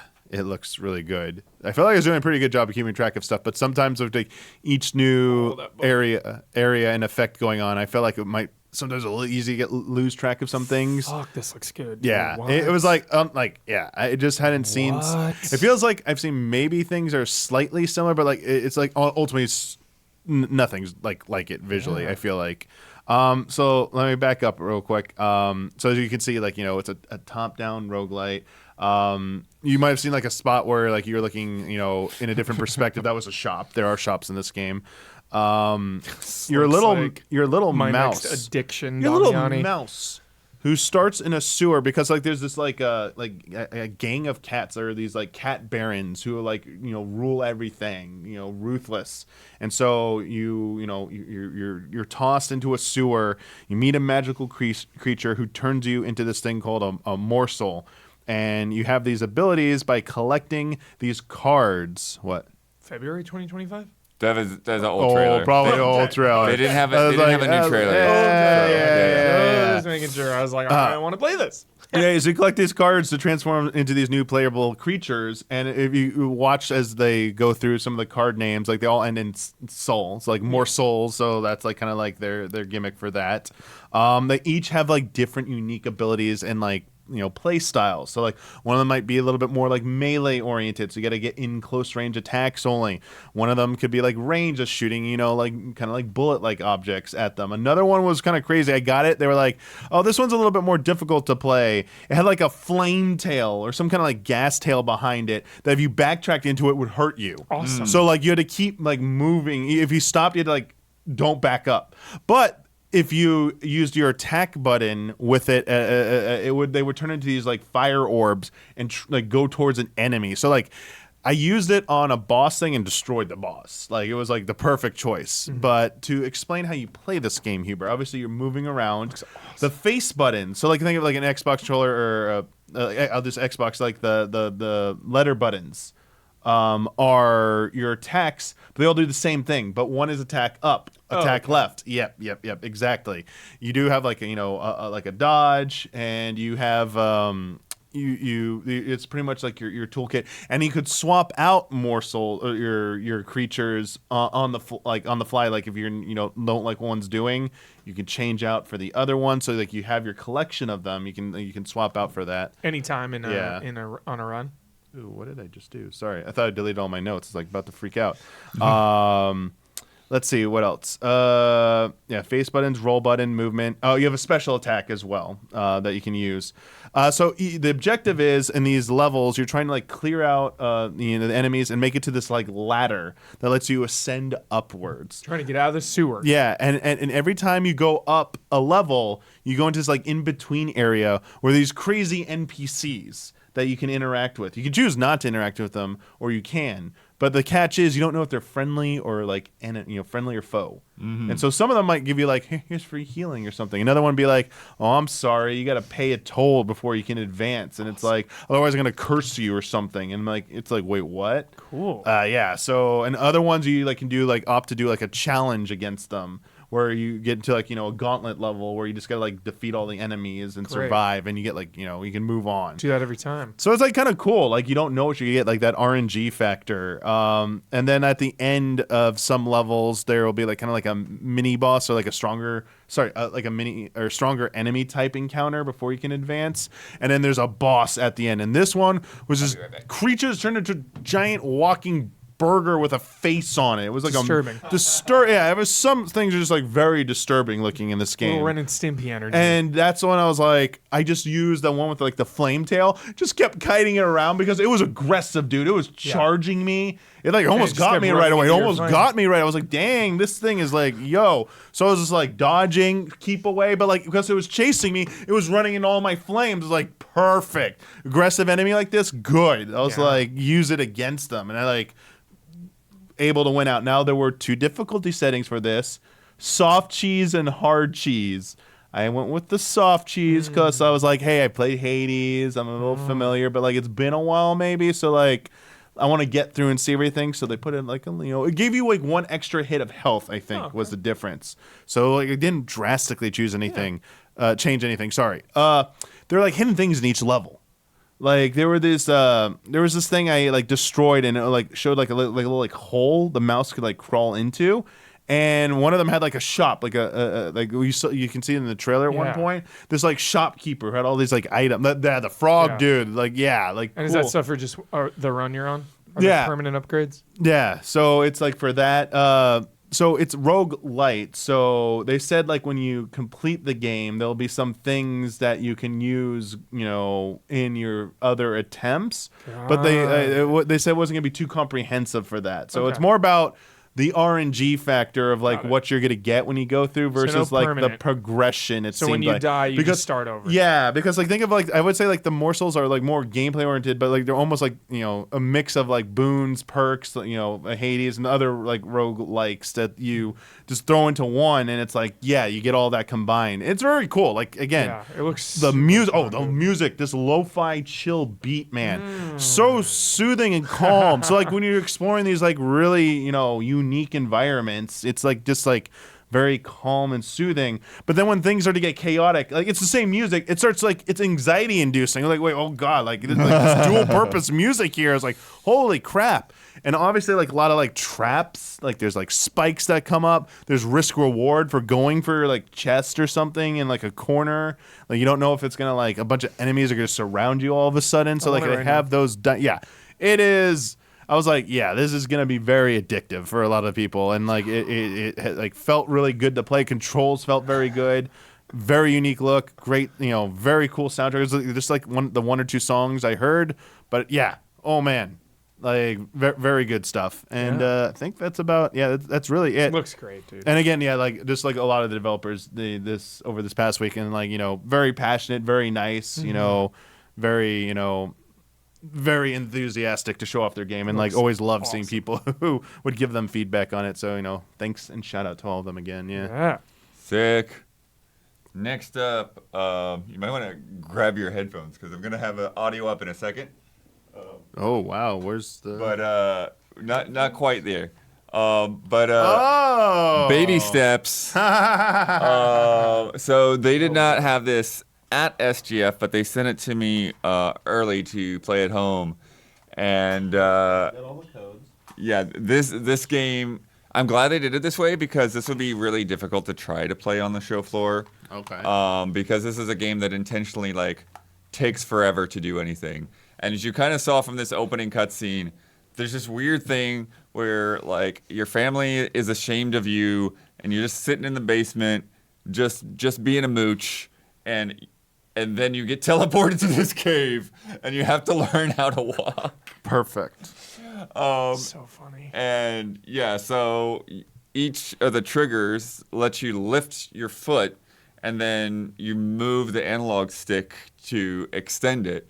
And so you just like, it's so easy to lose your balance, and just learning to walk to begin with is insane. Looks so funny. Yes, and that's the thing. It's like it's because you're just laughing at yourself because like this feels like it should be the easiest thing, and it's like now there's a gap. Okay, there we. And then you come across this character, and it's like he just pops out of nowhere, and it's like, hey, how you doing? What's going on? It's like, and he's like. He's like, hey, let me explain to you what's going on. It's like, no, that's fine. I don't care. It's like, I just want to just let me get out of here. Yeah. See, I almost made it across that freaking board, and then nope, Here we go. All the way back, All the way dude. downstream. Well, no, I haven't even been over here. I'm like in a Oh, completely no. other place now. Like the Smokey the Bear hat.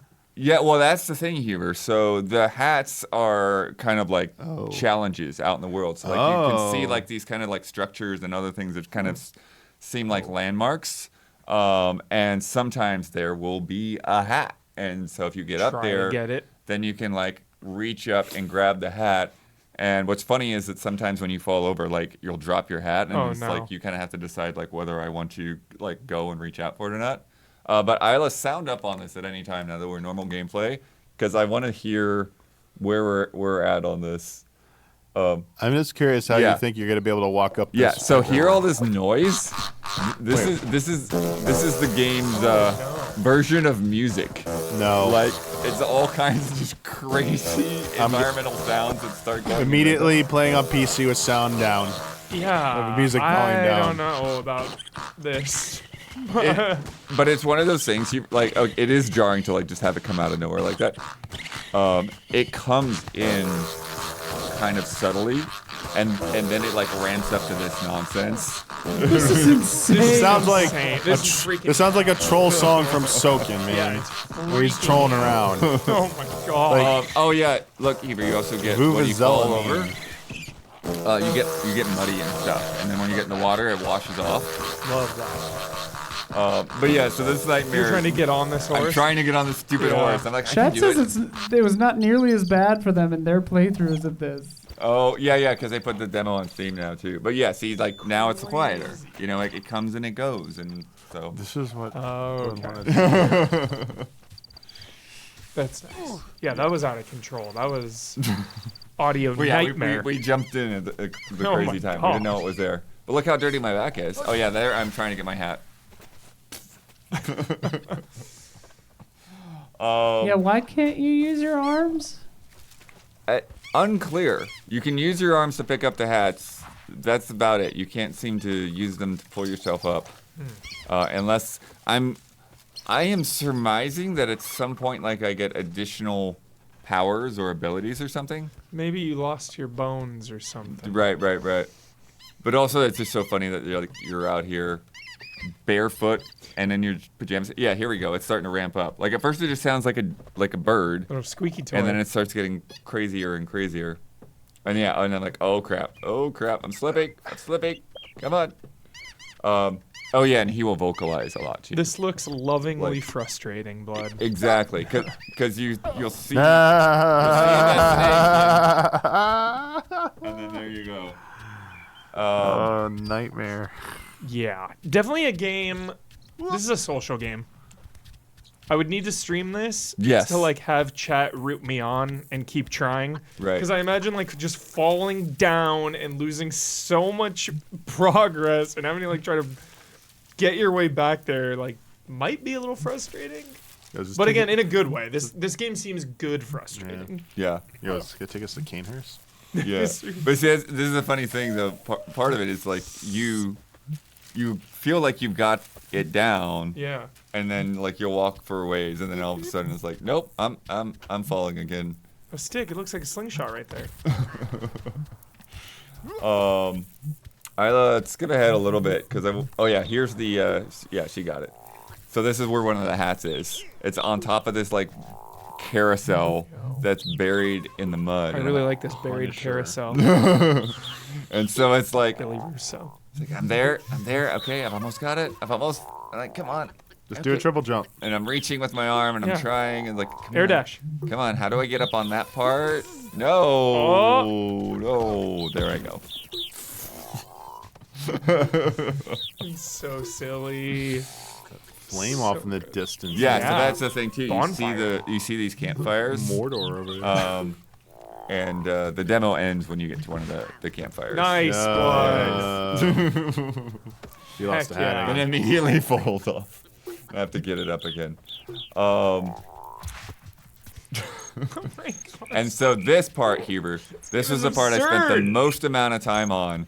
was because there was an objective, because you saw the part where it said cup earlier. Yeah. And I didn't see it at first, but the cup is on top of this wagon. Oh, okay. And I'm like, okay, and you're supposed to get the cup and bring it to like this watchtower. But I'm like, how the heck do I get up there? And then I found this little like rocky outcropping. And Here the it's like, music goes. I like Yeah, that this is sound. better. and got a it's like, rhythm. okay, there's this ledge, and it's like, it looks like I can get up there. And if I could use my arms, The music is very Cosmo Sheldrake. Obviously more annoying, but if I could use my arms, I could pull myself up, but you don't. You have to somehow figure out how to get your legs up there, and I tried for like half an hour, and I was not able to figure it out. And of course, if you fall, then it's like all the way down there. And I was like trying to come at it from different angles and everything. Before I finally gave up and went to the campfire. Awesome. Looks very fun and frustrating. Yeah, it'll be an incredible game to stream. Absolutely. So in. I'm so in for that. Next up, Isla. huh? TOEM 2. Okay. TOEM 2, dude. Ah. All right, so one sec. I'll stay here. Yeah, we don't need headphones now. Love Just for the nonsense I love TOEM. All right, so yes, TOEM 2. This is for comparison. This is what TOEM 1 looked like right here Okay. in this brawl. Bro. So that you might witness the majesty of TOEM 2 comparatively. Oh. See? Immediately what you notice playing this, and I did not play TOEM 1, but it feels really good to play this game. They did a lot of work on the movement systems and that kind of stuff. You can jump.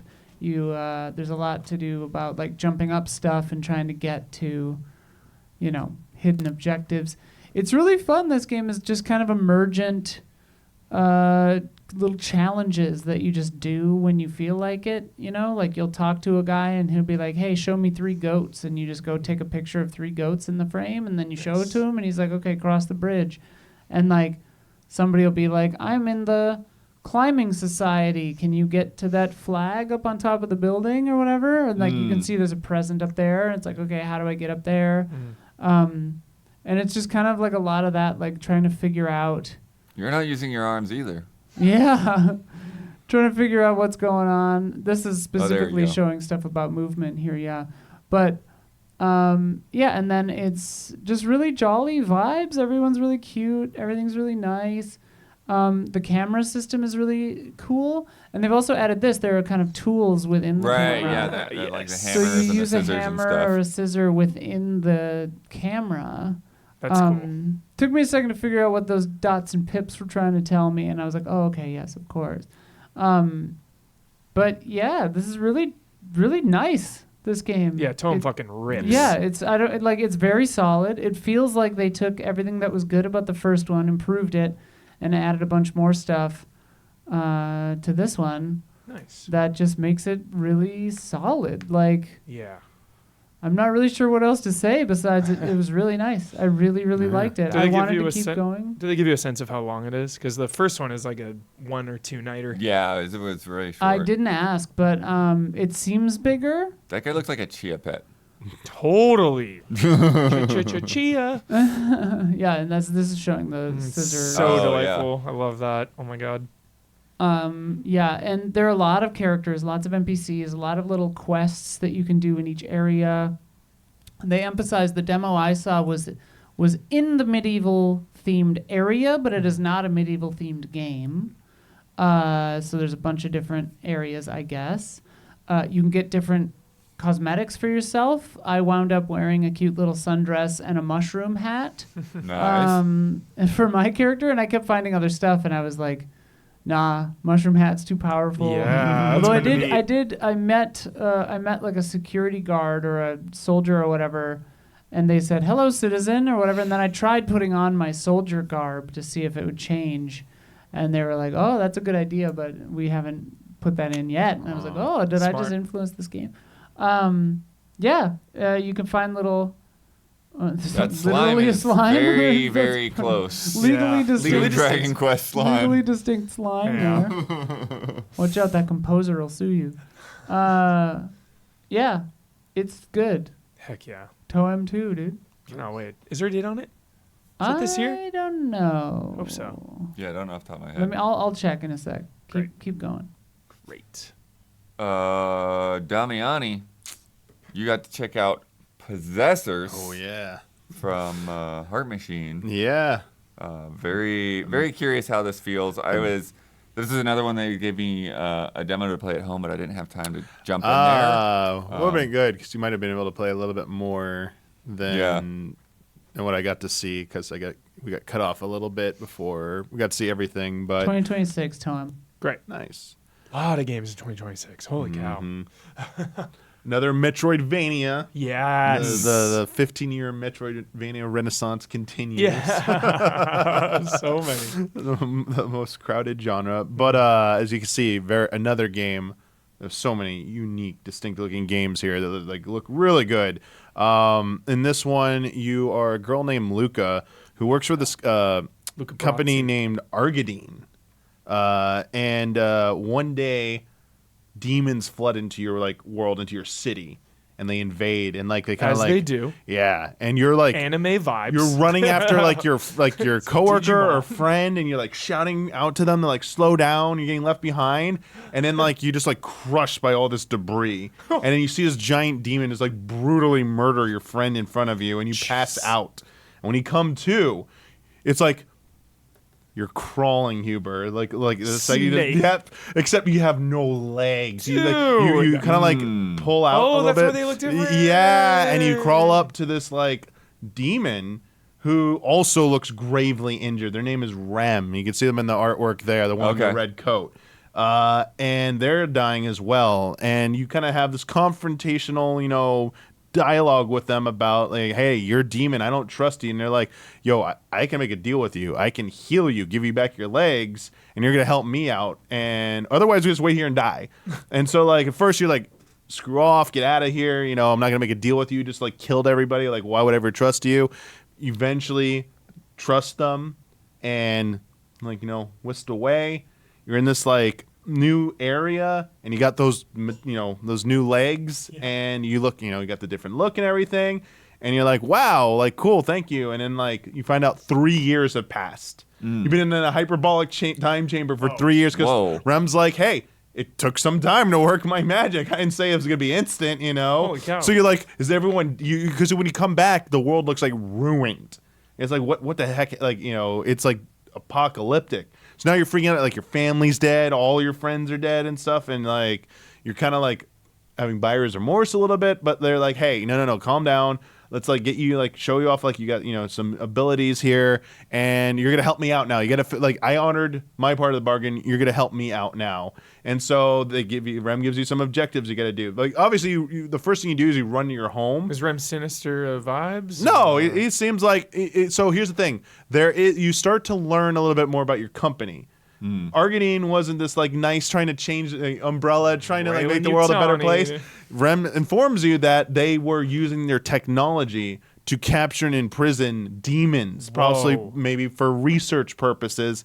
And he might have lost someone he knew who was dear to them because you ask about it, and it's a little bit of a sore subject. So, yeah, you got a little bit of a character motivation right there. So you got stakes here, and uneasy alliance. I love that. But I mean, you're dealt that dealing with the hang on your dealt situation pretty much. So again, it's a Metroidvania. Map fills in as you progress, and I like the way this one does it because it's kind of got the edges kind of faded out, it doesn't completely fill in, but it gives you just enough, even you jump up high, it'll fill in a little bit. I'll see a ledge up there, not visually, but on the map, wait, there's something up there. And I used this to find a spot that was a secret spot to oh, I think you and only one other person, only people who found this all weekend and stuff. Because pay attention to the map. So it's I like when you you use the map and you see wait a second, there's something, how do I get to this spot? I really like that.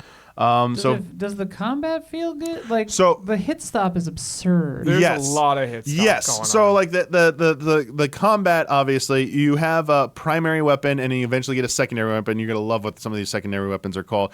Primary weapon are the dual knives. And you use them in listening. like a 1-2-3 combo. You have an up slash, you have a down slash. Okay. And so enemies have a little bit like, of like, I don't know, we keep saying poise, but like you got to hit them a little bit before they like they hit their break state where you're actually able to start like juggling them and knock them back. And so you got to be a little bit more methodical with the initial hits. Like just doing like a 1-2-3 combo and like the first enemy he runs at you, you'll hit them once, but they'll run into you and hit you too. So like it is a little bit more like, purposeful at that point. But once like you let them run by you, get behind them, start wailing, then they'll start like flying up and you can juggle them. I will say like the combat felt good. And you know me, like I was like it just took a lot. Like I found like some like they were pointing out like I was using like the down attack a lot to against these like demonic possessed chest enemies, like mimic type enemies. Okay. That I was like just spamming like the down attack on them, like jump in, hit it, and then like it break them. Then they start bouncing around. And I was like chaining it. They're like, oh yeah, I guess you could do that. And then eventually unlock secondary weapons. One of them is a computer mouse, which functions like a yo-yo, that like type thing, which you like throw. You can like swing it up and like hit aerial enemies or launch like enemies up like that. You also get like this. You have traversal ability, so like you have like a run, a sprint. You can use it to dash, which gives you like invincibility. So like there are these laser doors that if you like dash through them at the right time, you'll go through them, and you can go through enemy attacks and be unharmed. You also get the ability to like grapple things later with like this like kind of like lasso. And there are these points that you interact with that you can grapple on. You can swing or you could climb up. And one thing they pointed out that they're probably going to change is that like when you climb up, I thought, oh, now I just like swing a little bit, but like, oh no, you can just like jump from there and make the jump. I was like, oh, okay, so they might change that a little bit because it was like a little bit like maybe not as intuitive as it could have been, but like still. You can also grapple enemies. That was the fun part because it was like, here we go, aerial enemy. Pull 'em in. So like, they started explaining it. I say aerial enemy, and me, I'm like, come here, Devil May Cry time. I was like, okay, you get it. I was like, yep. I love this stuff. It's so fun. Air dodge. You can also do air dodge as well. You do have you can also like block as well. Healing, like so many of these Metroidvanias are doing healing like Souls games now. Charged heals, replenish at a save spot. It's becoming like the new thing. A lot of secrets to find. I said I found one. Nice. Map clearly shows a lot of paths. Listen to the small amount I played. I was like, yo, high up ledges I can't get to. Oh, there's something I walked over. I'm gonna come back and maybe break it at some point. Objectives were so like with the lore stuff at the beginning. I said the lore and the environment seem you run really to your awesome. house. You immediately run to your house to check on your family. It's locked, and it's like it needs a key to open. So like it marks that as an objective. You go down into this vault that Rem has. You go track down. It's like you need to open it, and like he explains what you need. And he says, like, well, there are no more humans around here, like normal humans. You have to go find 4 sets of human eyes to bring back. Demolition Man. Intense. I was like, all right, we gotta go find 4 eyes to open this vault and see what's in there. Simon says. So there's safe spots. There's also these subway station entrances that are the fast travel that you can unlock. So they look like just like a little like escalator or turnstile that goes in, and then you'll be able to teleport. I only found one, so I wasn't able to use it to teleport. I mean, unfortunately I got to like a stronger enemy, or might have been the boss, and like literally like saw like its first attack pattern and died, and time ran out at that point.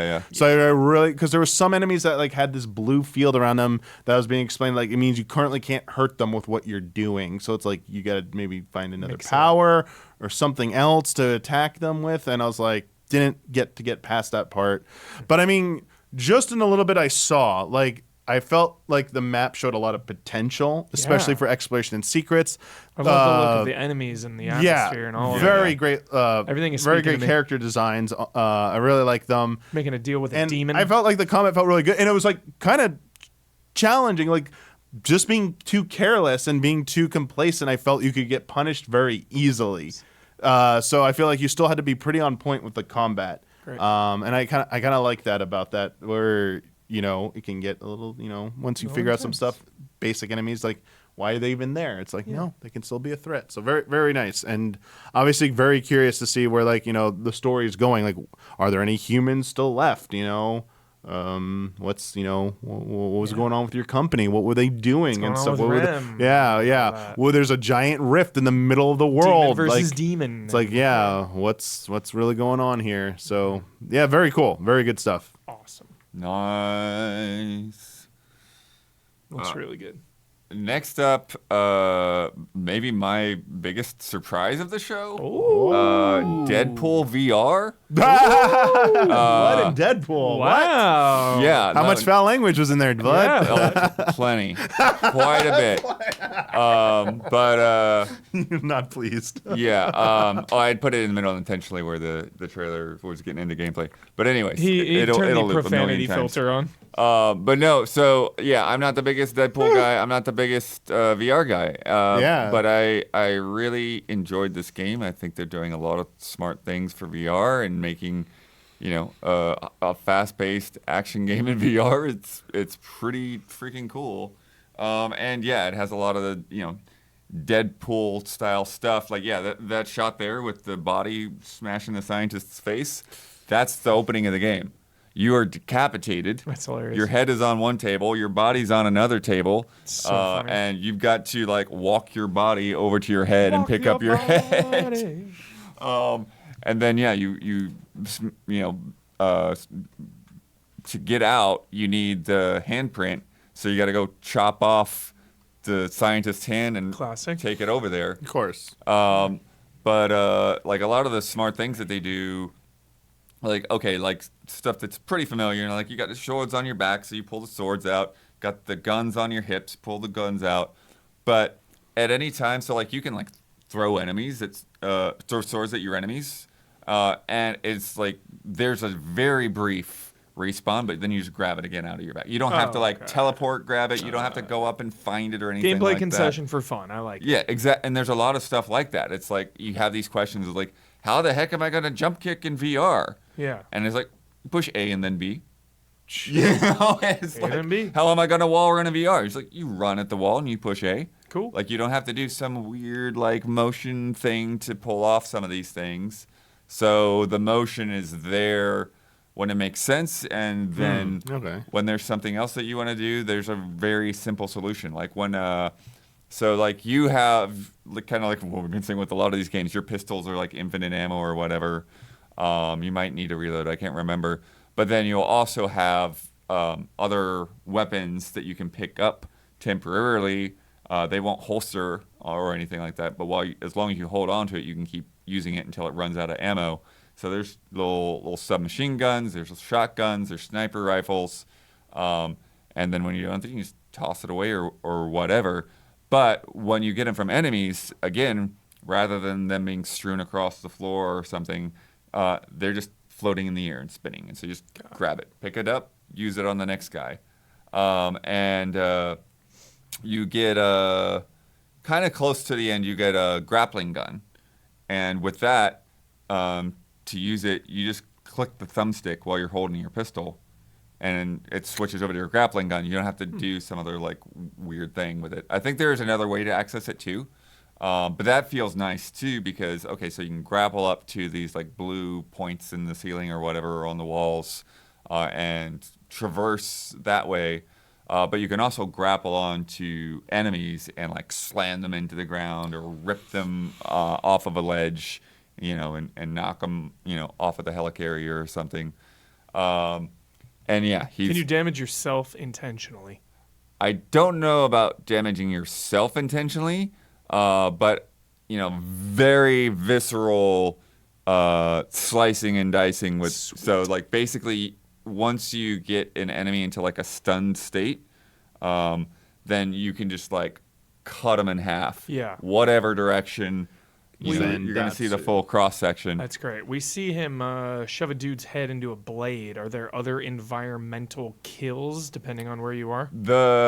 So the one spot that I saw was an experimental weapons facility, and so there were all of these different weird wacky weapons, and so you'd go up and you push a button and you would see what would happen, and if an enemy got into that beam, they would get pulled into like some gravity well and we just like crush them like that, or or there's another one was like shooting a bunch of balls or something that I didn't exactly see what happened when somebody get hit with them. The other thing, Huber, is that sometimes enemies with blades and stuff, they can cut off your arms. That's what I'm talking about. Yeah. That kind of stuff. Yeah. Awesome. And so then it's crazy because you pull the Great. controllers up, and then you watch your arms grow back Yes. because it's Deadpool. Very cool. Very cool. And yeah, you can decapitate guys and everything. Trying to think if there's anything else that's in there. Oh yeah, the commentary. Very Kyle Bossman commentary. Where are the bathrooms in this place? Talking about level design and it's like, hey, if this game is called Deadpool VR, why am I locked out of so many rooms if it's my game? Funny. Yeah. Comparing Kyle to Deadpool is very funny. I don't think you would appreciate it. I was like, Yeah. I just think there's a lot of just smart, intuitive things in there, and that kind of overcomes a lot of the VR jank. There's still going to be some of it. Like if you're a little too close to an enemy, you try to swing through them, then like your arm's going to go through their model rather than, so you got to back up, get the right distance to slice them in half, that kind of thing. You can also, it's in the trailer, but you can cross the swords to like block bullets and shield yourself. So that's not too crazy either. You don't have to do something weird. But it is nice to like a guy comes up to you, you block him, and then he's open for a second, and like shoot him with the other hand. So, yeah, Sweet. pretty cool. Awesome. Huber, Yo. Mistfall Hunter. Mistfall Hunter. Blood gave me all the extraction games. I got the Jeez. Metroidvanias, we got Yeah. the extractions. Yeah. But this one's fantasy. This is a Souls-like extraction. Oh. Yeah, kinda so picking combining the video game metas of Souls and extraction All right. into one. Yeah. Head it of the felt curve. it felt good. It felt good to fight. I was just the sword and the shield character. They were like, probably just use that one. Easy. I'm not looking to get sweaty. There's a shrinking circle, and you can't. So your goal is to just like get loot and then extract. But to extract, you have to find this bell enemy. An actual like living bell. That thing right there. Oh, You have to okay. kill the bell, and then once you kill it, you collect it, and then you can ring it when you want to extract. Oh, okay. And So- it's from Bell Ring Games. Names. There it is. So it's really just about progressing through, filling your bag up because you have limited inventory space. So once you have the stuff you want, then getting the bell and getting the hell out of there. I wanted to get to like the furthest possible before I extracted. Yeah. I was only able to play one run. Got to like really, really far. The circle was like really small. But then I ran out of, Estus Flask. Huge brutes were coming at me that were dealing a ton of damage. So then I, quickly escaped and rang the bell and got the hell out of Dodge. You can pick a bunch of different classes, a bunch of different skills. Yeah, I saw there's some skill trees going on in there. Yeah, it's PvEVP, there's other people in there, but I didn't get to see anybody. And then Yeah, there's- you were, the Yeah. event demo, yeah. So just fighting the monsters. And yeah, I did like the way combat felt. You're watching your stamina, your health, your Estus, and whatnot. And that's pretty much it. I played one round of this game. right. I think the concept is pretty interesting. I was like, I haven't heard of combining those two genres, a Souls-like extraction. That's, if you like extraction games and Souls games, it's probably going to be for you. Yeah. But the environment was kind of just this crypty area, kind of tight little corridors, dropping down places, unlocking doors to get through. All right, because the trailer showed some other environments. I Yeah, wonder yeah. how Only difficult it is. played the It's one like some map. giant. Oh, they're different maps. I and think all so, yeah. connected. I think so. I think there's different maps. Oh, Got like it. like a giant Elden Yeah. Ring map or something. Oh, Sorry. Yeah, the map that I played or wherever I was, it was Gotcha. way more interior, small, cramped, crypt-like. Okay. Had like a shield bash, so you have your special abilities as well. I had a sword and a shield, and then I found a big like Kirkhammer thing. Seemed pretty good, you know. You're knocking the enemies away, slamming down on them. Felt pretty good. So, yeah, more extraction stuff, but I think it is a clever marriage of the two genres. But would definitely need to play more to see that progression. Yeah. Judge all the different classes with one another, get other players in there to play the PvP side of it. So yeah, Mistfall Hunter. Interesting. It would be interesting to see like how it feels with the group going through. Mm-hmm. Yep. Totally. Isla, Yeah, well, you went back to school. I did, alas. Escape Academy 2. Yeah, so my friends got to make Escape Academy 2 after so they fun. made Escape Academy 1. This time, there's a little more academy. Heck Yeah. yeah. It's they've got more of an emphasis on the like school part. There's dorms. You have to go to the headmaster's room at one point. You have The adults yearn for the schools. The adults yearn for the schools. Yeah. So Sophia and I played this together, hands-on. It was great. Split screen co-op. And it starts with, there's Wyatt. Hi, Wyatt. Starts with a timed escape room kind of exam, like a return to school exam, which we fucking crushed. They said we might have been the fastest at the con, so who knows? Sophia's very good at escape rooms as well, and so that I get so stressed, but she loves it. Wyatt, that use item needs a space in between. Oh my god! Whoa. Calling out my friends, bro. But then after the test, it opened the door out of the test room, and you're just in the halls of the school. And so then you have several tasks that's like, hey, find your dorm, get your talk to the headmaster, this, that, and that. And you could find you could kind of do stuff in whatever order you wanted. There's no time limit for this section, which I really liked. Because I definitely prefer, I enjoy an escape room as much as the next girl, but I definitely prefer puzzle games where I can kind of just take my time and ruminate and then do it incredibly quickly anyway. But Like blueprints. yeah, but this one was really fun. I really liked it. The puzzles were really cool. They kind of seem to scale up a lot of things. You find money, Huber. I had to buy some books to solve a puzzle. Yes. There's Love that. Where was the money you found? Just around in the locker and Nice. somebody gave me some money to do something. fun. I had to solve the vending machine to get a candy bar at one point. And I don't know what the candy bar does. I just bought it. I was Yeah. like, okay, I don't know what that was for. Yeah, it's really good. I don't know. It tracks what you're up to. You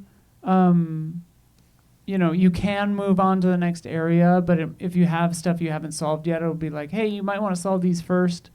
Unless that was a different game, but whatever. I think it was this one. Yeah, I liked it. If you liked the first one, you're going to love this one because it's just bigger, better, more improved. The more school sells me. Yeah, and there's characters. You can talk to Yeah. them, I asked the team if there's romance, and Wyatt was like, do you want romance? And I was like, I don't know. Sure. There's romance at schools, academies. Yeah. Young love. But yeah. Persona. Persona. This game is sick. Nice. Next is one that I had definitely been looking forward to. Dosa Divas from Outer Loop, who made Thirsty Suitors and Falcon Age. This is got some sister drama Nice. going on, Huber. Looks Nice. fantastic. So there's three sisters. So creative. There's your main characters, Samara. There's an older sister named Amani, and then there's the third sister, Lena. And they used to have this restaurant together called Dosa Divas, name of the game. And then for whatever reason, Amani was away for a while, and she's come back, and now Lena has like gone into the fast food business and has got everybody eating this crappy paste or whatever. Soylent Green. And she's like a big, huge business tycoon, and like so, like she's even like talking at you through the billboards and stuff like that. Whoa. You've got this cooking mech, which is named Goddess, and she's like, "You guys have my mech. Like, I'm gonna try and commandeer it back and stuff." It's like, you can't commandeer Goddess. Goddess is a person too, you know. So it's like, and so it's pretty nice because you kind of like go around town and find different villagers and kind of like try to rebuild the town and like find things that these people, each character wants to eat, and so you gotta find the ingredients and then cook for them. And when you're exploring, you get into these turn-based battles, which are often with just like lawyers and stuff, like your sister's lawyers. Shareholders. Oh yeah, did you see the little chicken wing animation? Yeah. And it's like, so like they knew that like people would expect to hover, but they didn't want to like have like too extreme of a hover, so it's like they just have like a little chicken wing. Funny. And so you get into turn-based battles, and they're fairly simple. But they do have a little bit of the Paper Mario kind of thing, and it's like, well, now it's like Expeditions 33 is a big one, so it's like, oh, I like Expeditions 33, but it's not really. I'd say it's closer to Sea of Stars, because it's like, so you have your basic attacks and stuff, and when you're doing an attack, if you like hit at the right time, you'll get an extra hit, and there's ways that you can boost that to even like a couple more hits, and then you also have to defend and block. That's one of the things that I gave him some feedback on, because I don't feel like the blocking feels intuitive yet, and they've gotten that feedback from some other people as well, so they're working on that. And then the skills, like each skill has its own little mechanic, and that's why I feel like it felt more like a Paper Mario or Sea of Stars kind of thing, because like the one is like, okay, you can mash and like get a lot of hits in. The other one, there's like a fireball that's like, if you hold the button and then you release when the fireball gets to max size, and if you wait too long, it'll shrink back down. And then the one that you see in the trailer is like when she throws the shield, and then you've got to like bounce back. You just keep that rhythm up to keep getting like hits, and over time the hits get like less and less damage as it gets faster and faster and faster. Yeah, and then the cooking. It's funny because like when you cook, you go into like this other dimension. It's like I'm trying to see if I have the name of it because it had a fun name. But like yeah, you basically go into like a cooking dimension and have little mini games to cook for people, and you have like a main ingredient, and then also like additional ingredients to like change like the spiciness or whatever. That's the other thing too, is that instead of like fire and lightning and ice, like you have all these kind of like food-based elements. So there's savory, sour, sweet, and spicy. Nice. And so you're like trying to attack enemies like are weak against one of those or another. I'm trying to see what else is there. Some fun characters, like you get a pretty good vibe of everybody looks like they have such a personality, yeah. And like the shopkeeper, like he just like straight away is like hitting on everybody. Like you walk up to him and he's hitting on some dude, and then you start talking because you need to buy some stuff, and he starts hitting on you too. Just anyone. He just will go after anyone. Kabi, that's his name. And I really like his character design. And he's like, you're going after him for illicit ingredients. Illicit. Yeah. Ooh. So, jeez. But yeah, just like even looking like some of these guys that you fight that like weren't even in the demo that I played. Mm-hmm. It's pretty cool. And I love the way the mech kind of comes apart and back together. Yeah. Just visually, it's so unique. Yeah, it's really great animations just across the board. So they're still tweaking some things, like I said, but it's a good ways to go still. Early 2026. Nice. 2026. Crowded. Better not get too crowded. You only got a few months. Keeping on the mechs, Damiani, you played Bounty Star. Yes, Bounty I did. Star. Those notes. Sorry. Yeah, no Saw worries. the Switch 2 sold 3.5 million in 4 days. Oh, I see. Sorry, I I just see. saw it was just messaged out. But anyway, for Bounty Star, this is also at the Annapurna area. You've seen this before. We've seen a trailer for this before. It's I played this at some other event. Oh, so you got I think you play it? played it Yeah. at yeah. either last year. No, I don't think it was last year. I think it remember was at this. like a Day of the Devs or like something. you're out like in a, Yeah, Day like of a the Devs garage or- in like the yeah. Southwest. Your name's like Clem. You know, you're basically a bounty hunter, and you got a mech. I hesitate to say like aesthetic is like it's not quite Borderlands, but it's like a little bit like that look. But it combines like mech based action gameplay with managing your kind of your homestead with farming, crafting, other activities around there. So a bit of like the simulation aspect there. So for some more context, so as I said, the main character's name is Clem. Lives out in an area called the Red Expanse. It's a farming region overrun by criminals and beasts. Whoa. Yeah. So you've made your base at this abandoned garage, and you're trying to like maintain it. And where I jumped in was kind of like the beginning, where you're gonna take on your first like bounty mission. So, or it felt like that because she really was, trying to get herself like established. So there's like a whole cooking system there where you can like buy ingredients or you can grow ingredients, cook meals that give you buffs before you go into your mission. There's like you can increase like your water supply, your power supply to power up more things down the line. You do have a place where you can just buy, like a shop where you can buy raw materials as well and other resources. Crafting. There was a crafting table for that, and then you had your like mech interface where you could customize like your loadout for your mech. Also superficial stuff about your mech, like the paint job you want to do for that. And then you can collect your mail. You go to your mailbox and get a letter. You got like a letter, and it's like fully VO'd the letters as well. It's kind of cool. Like they show like the letter blank, and they start like the handwriting goes in, and like they voice it like that. So like nice little touch like that. Yeah. Let's see. So there's a tutorial that you can jump into to get used to your mech, and then you can go. I was able to take on the first bounty mission, and your mech has melee attacks. Has like a 1-2-3 type combo. You have a gun for range fire. You can like lock on as well to enemies. You have like a dash ability in whatever direction you push, but dash, you'll dash in that direction for your dodge. So you have there's a little bit more intricate. You have like gun cancels. So like on any hit of your melee attack, if you hit like gun, you'll do like this leaping spin gun like shooting thing, and then you can do like a another melee attack does like a down slash or whatever. So if you like see an enemy is about to wind up, you can gun cancel to like get out of the way of it and then come back in and re-engage.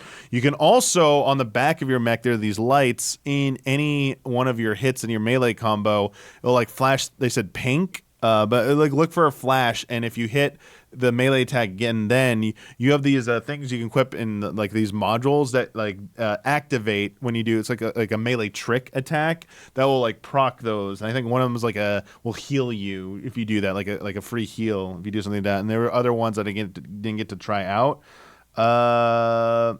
Let's see. Also, you have defensive systems. So I had like again Shoot the flares out. Well, I had no heal, so I had like a healing ability, charged heals. But I mean, I also had this force field or this shield I could put around me that would block all incoming projectiles, but not like enemies from walking through it. So there was the mission I did. There were a lot of range filth lying around, so I was definitely making use of that for sure. Take them out. So the enemies. Once I get into this this bounty mission, I have to track down I have to take out these like mechs at the end, but like it's this giant environment that has a lot of enemies, and like it felt like I go like 3 different directions, and there were enemies in every direction. They're like flying drones that you gotta like, and if you like attack one and they're too close to other enemies, they'll be alerted and they'll start rushing you, attack you. Humans on foot that will also like charge you. Snipers. I didn't step on any of them because they were like I wanted to kill them from a distance, but snipers all over the place. So you can see like their little lasers targeting on you, and it's like, come on, too many of these, they're get to be a nuisance. Yeah. And then landmines. just like hidden yeah. landmines that you can shoot them out, but like you walk over them, trouble. And then traditional like mech enemies that are like a little bit more beefier, that you take a little bit more a little bit more strategy, a little bit more involved to take out, because I felt like the drones, even with multiple, you just like shoot them back up. Humans, very easy to take out, even with a gang of them coming up on you. Didn't feel like too much of a threat, but the mech itself, it was like, yeah, you gotta like dodge. You really can't just like shoot at them because they'll rush you. Was using like the force, like they'd stop to lock on with the missiles, as missile lock, and I'm like, okay. Fire out that shield, block that from incoming in. Yeah. So a lot of combat focus. Yeah, like I felt like the mech combat, like maybe the first mission didn't make like the most utilization of all your abilities out of the gate, but like the final part of it where you're fighting like an actual mech felt like a little bit more robust and like what you probably will expect of, further encounters as you get into the game. Yeah, and you like your reward is like they leave behind resources you can collect that you can currency you can spend in the shop. There are like chests around as well that had like raw materials you need or like an item or an upgrade that you could bring back. And every time I got to see when I completed the bounty. Every time you complete a mission, you'll go back to your homestead and you'll write in your journal. And so Clem was writing to an old friend saying like, hey, like I think I've popped up on the radar of these guys again. Like I think they know it's me, and so it felt good, but like now they got the target on my back, and I have to be a little bit more careful. Again, all like doing the handwriting effect, kind of nice, giving them some good. That's where the characterization is. She seems cool. Yeah, and honestly, like it seemed still like a little bit early, and I think we had to like pull this trailer from way back too, right? Like I couldn't find a recent trailer. This one's a year old. There's also like the trailer on like their Steam page still says like I think coming 2024, but I mean, yeah, it shows like some potential for sure. I think it's gonna depend largely on like what the how those bounty missions evolve and like how robust your like base building really gets, like how involved and what benefits you see from that, because it was like it wasn't too it seems tangible like the in the recipes demo. definitely like give you like perks and stuff in combat. Oh yeah, that's very tangible. But it's like, why am I expending these power sources? Like, what else am I going to be building here? Yeah, for sure. And then like the mech customization, like obviously you want to see more because you've seen the trailer. Like one was like a baseball bat looking thing, and it's like, okay, there's gonna be some really potentially good variety there. So. Yeah, nice game. I was a little hesitant when they mentioned crafting and base building on top of like mech. I'm like, like farming sim plus mech game. I was like, yeah, but it's like it's not that deep in terms of that. It still feels like meaningful, like potentially meaningful, but not overwhelming is the word I'm looking for. Sorry. Got it, Yeah, good stuff. Nice, Huber. Yo, you got to check out Dying Light. The Beast. Yeah, dude. Also, they gave us a beast amount of footage, so Crazy. Like, if we need to skip ahead, let us know because this is a half-hour clip. I think. Jeez, like insane. This is probably what I played. It is the return of Kyle from Dying Light 1. He's been in captivity and experimented on for 13 years. Right. Yeah. So intense. And his main goal is to like track down these beasts and like absorb their powers, because we can use powers now. We can Hulk out beast mode. And when I did it, I just like grabbed a zombie and crushed its head. They said they wanted it to be the bloodiest game they've ever made. And that's boy, oh boy, does it show. Okay. The gore is incredible. Like when you bash a zombie with a crowbar, you'll see their jaw just like snap. Or if you use like a blade and you like cut some of their head, you'll see that. I obliterated. This. Oh, I love it. I obliterated a zombie. I looked at a zombie like lying on the ground dead, and its eye was like sticking out of the socket. Oh no, thank you. So cool. The drop kick feels so good. Oh, great. The demo has said that when somebody played, he had to tell him to stop doing drop kicks because he was only doing drop kicks. He's like, you should really try to use some of the weapons. The dropkick is insanely fun. If I ever played it, it'd hate me one day. It is. I would dropkick everything. Damiani, dude, it is insanely satisfying. You can jump anytime and just like double tap it and you drop kick them and they go flying. Dying Light isn't underrated. But I seriously think maybe it is. I don't know. I think these games are fucking top tier. I love the pace of them. I love the emphasis on survival and combat. Like, getting into these little interiors always feels so safe. Nighttime, obviously, is such a huge part of these games. When darkness falls, other types of monsters come out. I don't feel safe in this place. They're way more dangerous. Well, because sometimes you'll come into a safe house and you got to clear it and activate its like defensive mechanisms or whatever. Okay. Seal it shut, and then Get you can some pizza. Yeah, then you can sleep there, advance time. Heal up. You can craft. You can repair weapons on the go now, anytime, that's and good. level them up to where you are too. So they're like, yo, we want to make it as easy as possible. Like, if you find a weapon you like in the beginning of the game, you can carry it to the end of the game. Okay. I was like, I love that. They're like, yeah, we don't want to be the fun police. We want you to, all you'll need is just the resources. I found this too, this two-handed axe. Oh, Incredible. I found like a baseball bat. of course. Just bashing people's heads in. The guns felt a lot better okay. from okay. Dying Light 1. And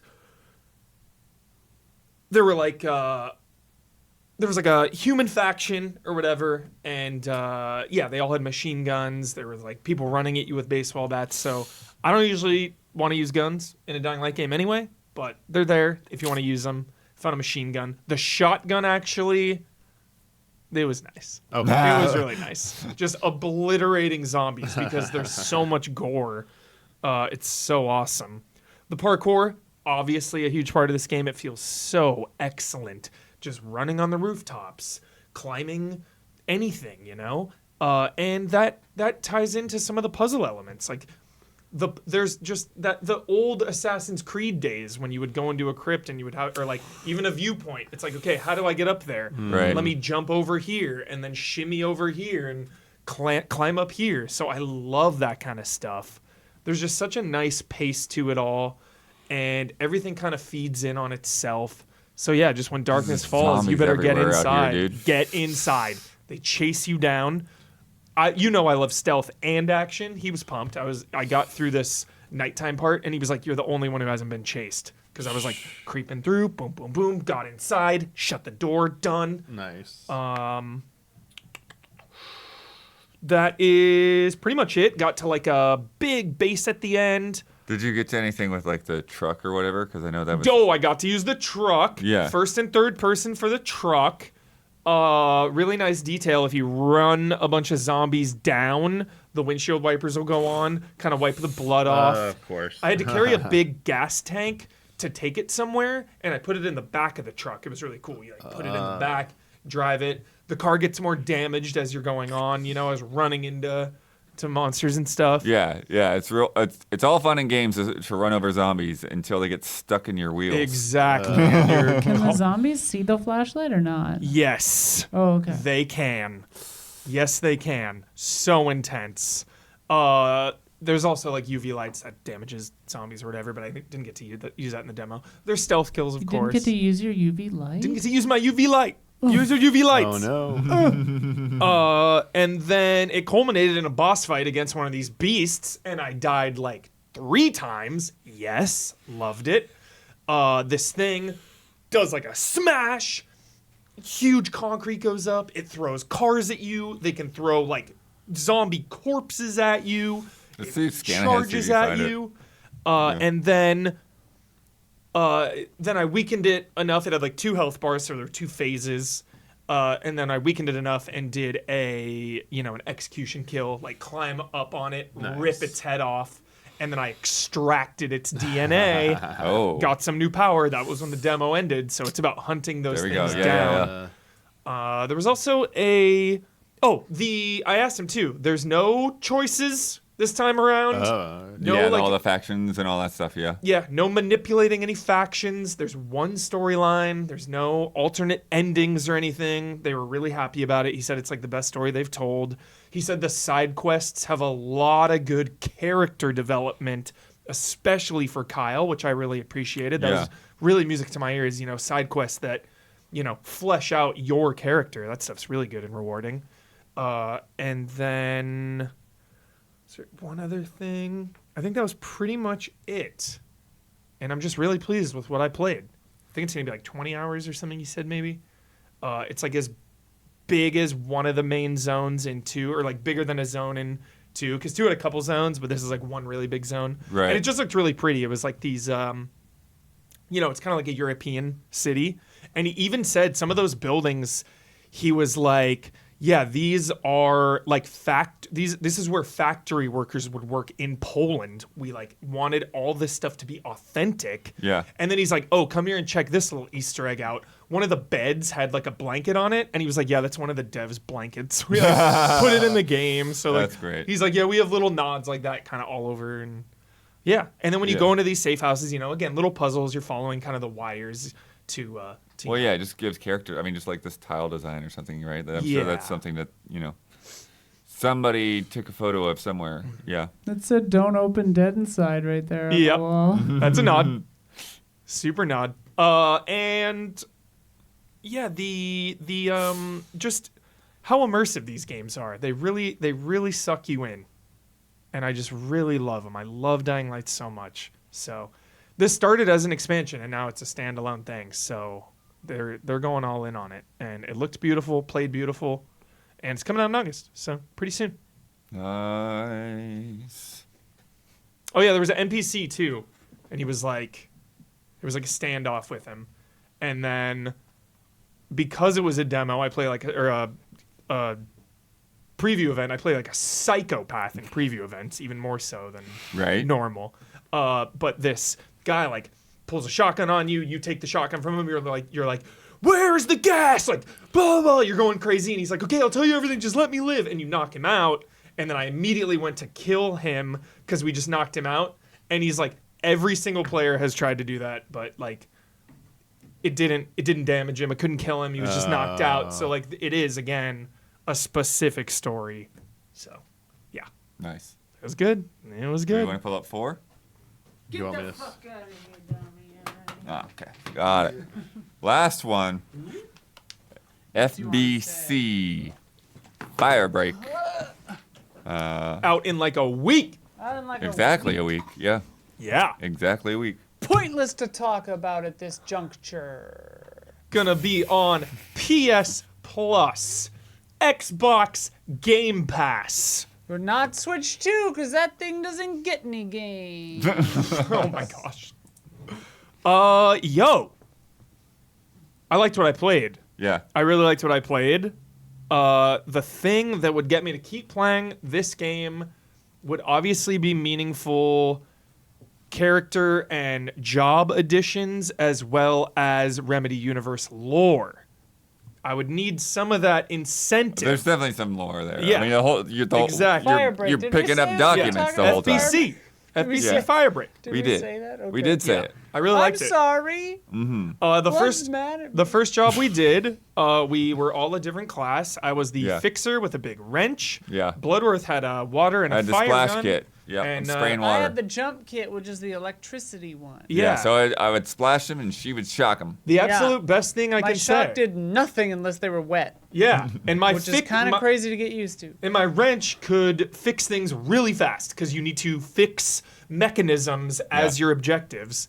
And my biggest praise of this game is that I felt like I was contributing in a very meaningful way with my class, and I also felt You were like the most important class. no way. I also felt like I needed to rely on Yeah.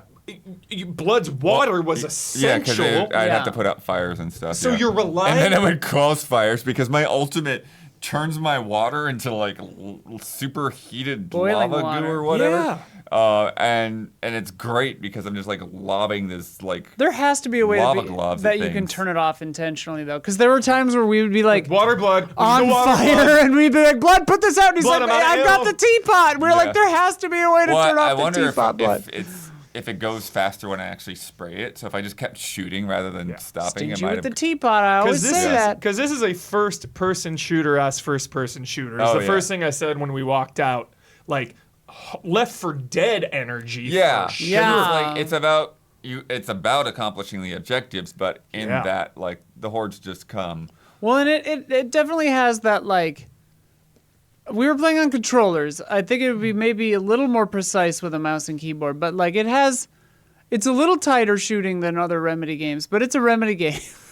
So it definitely, Left 4 Dead is a great comparison. It Yeah. kind of feels like that. It's like a little splashy, a little loose, Yeah. and very chaotic. I had a big machine gun. It felt right. It felt nice. But the synergies of the classes are really good. Like So nice. this is a shower thing, and sometimes they're powered off. So my Yeah, you class, gotta shower together. my class everybody. can Yeah. instantly power those on, whereas other classes would have to do the little mini game to repair it. There's a fun little mini game where you like alternate back and So forth. Left on bumper, the right bumper, the left bumper bumper, buttons, Really fun to get ammo. Did you say that? To get your ammo back. And in to the ammo yeah. station, you have to do that Yeah. mini game. But if your class, like, I could try to fix something and do that mini game, and it would take a minute. Or he could just run up with a wrench and hit it and fix it Yeah. immediately. Whereas if something's out of power, I can hit it immediately with the electricity and do it. Otherwise, they have to do the mini game. Yeah. And if something needs water, he can do it immediately, but we would have to do a mini game. Yeah. So there's like a synergy there. And then, like we said, especially in the post-it note level that we did, Incredible. it Level. was insane. I loved this. But like I could shock the post-it notes and it would destroy some of them. Yeah. But if he got them wet first and then I shocked them, it would destroy like the entire huge section that was wet connected. The team synergy just felt incredible. huge. I loved it at the end, and especially in the sticky note boss. Yes. I freaked out at how good this boss fight was. This is seriously, I'm not overhyping. This boss was excellent. It's Sticky Ricky, giant post-it note monster. Yeah. And we had to Colloquially douse it. known as Sticky Ricky. Yeah, we had to douse it with water and then also electrocute it. Yeah, so they're like multiple switches, so people had to be on different sides of the In that room. one, and things were breaking, so I had to go fix Yeah. things. Everybody had to do different things. Enemies are Yeah, flooding hordes would in. come in. There's friendly fire, by the way. So Yes. if you Yeah. start throwing grenades and your friend's on the other side of the room, then you got to go revive them. Yeah. Which is funny because like when you like pat them, and it's like, oh, good job. Yeah, kind good of thing. job. It's like, Good job. Get back out there. Get back out there. Get up, Guppy. You're good. I am very glad that we had someone at the booth. So the way they had the booth set up was it was a PowerPoint side and then 3 gaming stations. Yeah. And they then had somebody watching us a and, like, guy on directing us, yeah. through Discord, we were all on the same chat, and he was telling us what the fuck was going on. Because definitely just jumping into this game like without doing a tutorial, Chaos. it's unclear what you're supposed to be doing. True chaos. Generally, this game is chaotic. It is nonstop insanity. Yeah, it is. It is nonstop insanity. and shit is just happening, Things and you're are like, happening. okay, like. You're running out of We ammo. did this second You're on mission fire. with like We goo did two everywhere. missions, yeah. And so you had to like clear the goo, the Oh, pink goo out of the yeah. turbines and the all goo that kept, to like, get growing them rolling. back and stuff. Yeah. Yeah, you have to. So you had to shoot the goo off of all the turbines and then put in this like fix And then and you would get rebuild this stuck- machine that would stuck with prevent the goo, or goo you from get getting s- regrown. Yeah, and you'd get stuck with goo unless you got hosed off. Water solves every problem. Yeah, I would. My little thing in my kit was a humidifier, so it was basically like a little healing zone. So I'd drop the humidifier down, and I'd spray Yeah. water in it, and then it would just, we would all get healed by the steam or whatever. My character had a boombox that would attract enemies. Right. I could put a So- piggy bank on my wrench. That was my ult. Oh yeah. And I was like, boom! Like heavy Well, hits. my alternate attack shot out a gnome that would attack for us. Right. But That's where the gnome was. But if you are the only thing closest to the gnome, it'll attack whatever's closest, including us. Yeah. So you have to use it very judiciously. The second mission didn't end with a boss. It ended Yeah. with a different broken machine that we had to do in like kind of a mob like rush thing. Yeah. So that was kind of interesting that not every mission Yeah. ends in the same way. Absolutely. Because it's Well, the other thing that's really cool about it, because they were talking about, they're really focused on like they don't want to be yeah. like a live servicey yeah. thing. They were like, we don't want you to have another job. Exactly. And so one of the things that how this is structured is that when you pick a mission, basically you can pick like a level 1, 2, 3 version of the mission. And so if you do level 1, it's like, oh, I got 10 minutes, before I got to go to work. I'll do a level 1, and you just do like the first section of the mission. But then you get home, you want to do the full thing. Then you do section 1, section 2, section 3, and you fight Sticky Ricky. Like Night Train. You find these documents lying around. I think they said that's how you level up skills. We had obviously max level. Yeah, they talked about there's like progression throughout the games, but they had us maxed out just for the demo purposes. Yeah. So I am really curious what that looks like. If that's permanent between missions or if it's within the mission. Oh, I think it's permanent. Okay. I think it just. I'm gonna guess it just gives you more things to swap in and out of with your gear before a match. Oh, maybe. okay. Yeah, I don't It's know. kind of the vibe. Yeah, I got. because you don't could know. change weapons and stuff like that. Yeah. And some of your gadgets. They said there's going to be 5 jobs at launch, and then there's more coming. Everything's gonna be free. Jobs. Everything's free except Don't for get some confused. cosmetics. Pause. Don't get confused because got Yeah. confused. Jobs doesn't mean classes. Jobs means missions. Yes. Your classes there are Yes. 3 classes. Got it, 3 yeah. classes, 5 missions. missions, but they're Yes. called jobs. And yeah, they said that would all be free. This game, again, it's going to be on Game Pass and PS Plus. Yeah, they said they don't. Ironically, they said they don't want to give you another job in Yeah. this game. They don't want it to be live, like games as a service Yeah. vibes. Like obviously, there's cosmetics you can pay for, but like every update forever will be free. They said they don't want you to have to spend any more time on this than you want to. Yeah.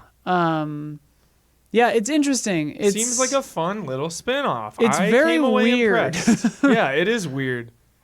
I came away pretty impressed. Like, Oh, another thing I this thought is was something that I would commit to because 1, it's Remedy, and 2, it's the Remedy verse. Yeah. But like I said at the beginning, is like I just need that extra little carrot. I am curious know? how much like extra like lore world stuff will be in this. Obviously, it takes place in the oldest house, and you're going around dealing with stuff. And like, I don't know if they've said specifically when this takes place they because say that It's definitely later. you've been stuck here for years. Yeah. Like, Right, Oldest House has 'cause been on lockdown forever. 5 and you're years. not like a military unit. You're like accountants and stuff like that. yeah, you're just the people who Yeah. volunteered to do this. Like, we got to go and fix some stuff. because Yeah. they didn't have staff to do this. So like everyone's been stuck in this building for like 5-6 years now. One thing I appreciate, though, is that They're gonna add some. there are crazy like jobs. optional things to do that like will make your life easier. Like, so like a lot of the time, you get out there and like the level is just in the dark.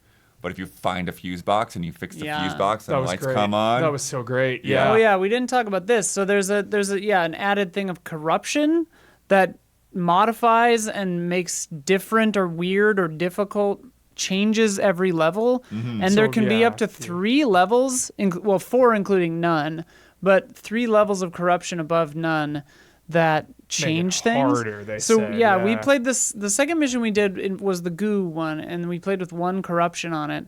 And it had there was a weird fire hydrant oxygen bottle floating around that yeah. kept it modified the enemies to make them explode whenever they died. So insane. But if we found a specific special weapon, we could go destroy that oxygen bottle and then it would stop doing that, or fire hydrant, fire Yeah. extinguisher, whatever it was. So we did that, and that was handy because we kept getting blown up. So there's all kinds of stuff in this game. It's pretty crazy. But yeah, Seems I really really- hope it has a good tutorial because Yeah, it was it will. confusing.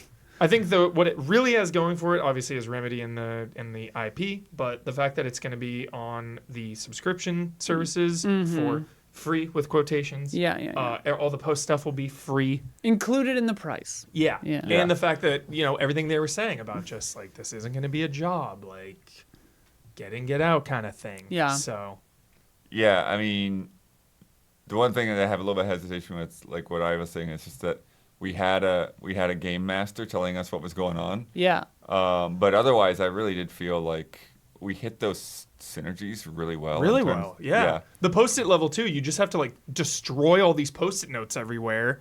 For me, it was tough sometimes because I was just shooting them, Yeah. which was slow. But then blood would come over and douse. Did you them, try and then- hitting him with your wrench? Yeah, it was just slow. Okay. But then Because at first I was zapping them, Yeah. and I was like, it's not doing anything. But Like, when they what is were my wet- electricity doing? Yeah. But then when they're wet, it was instant. It would Yeah, kill it was all of them. nuts. Oh yeah. Also the jump, the alternate fire for the electricity impact driver is like a rocket jump, basically. Oh, it right. like pogos you up. So cool. that character was really fun because I kept being like, someone would be like, "Oh, it's upstairs," and I'd be like, "Cool," and I would just go and jump upstairs.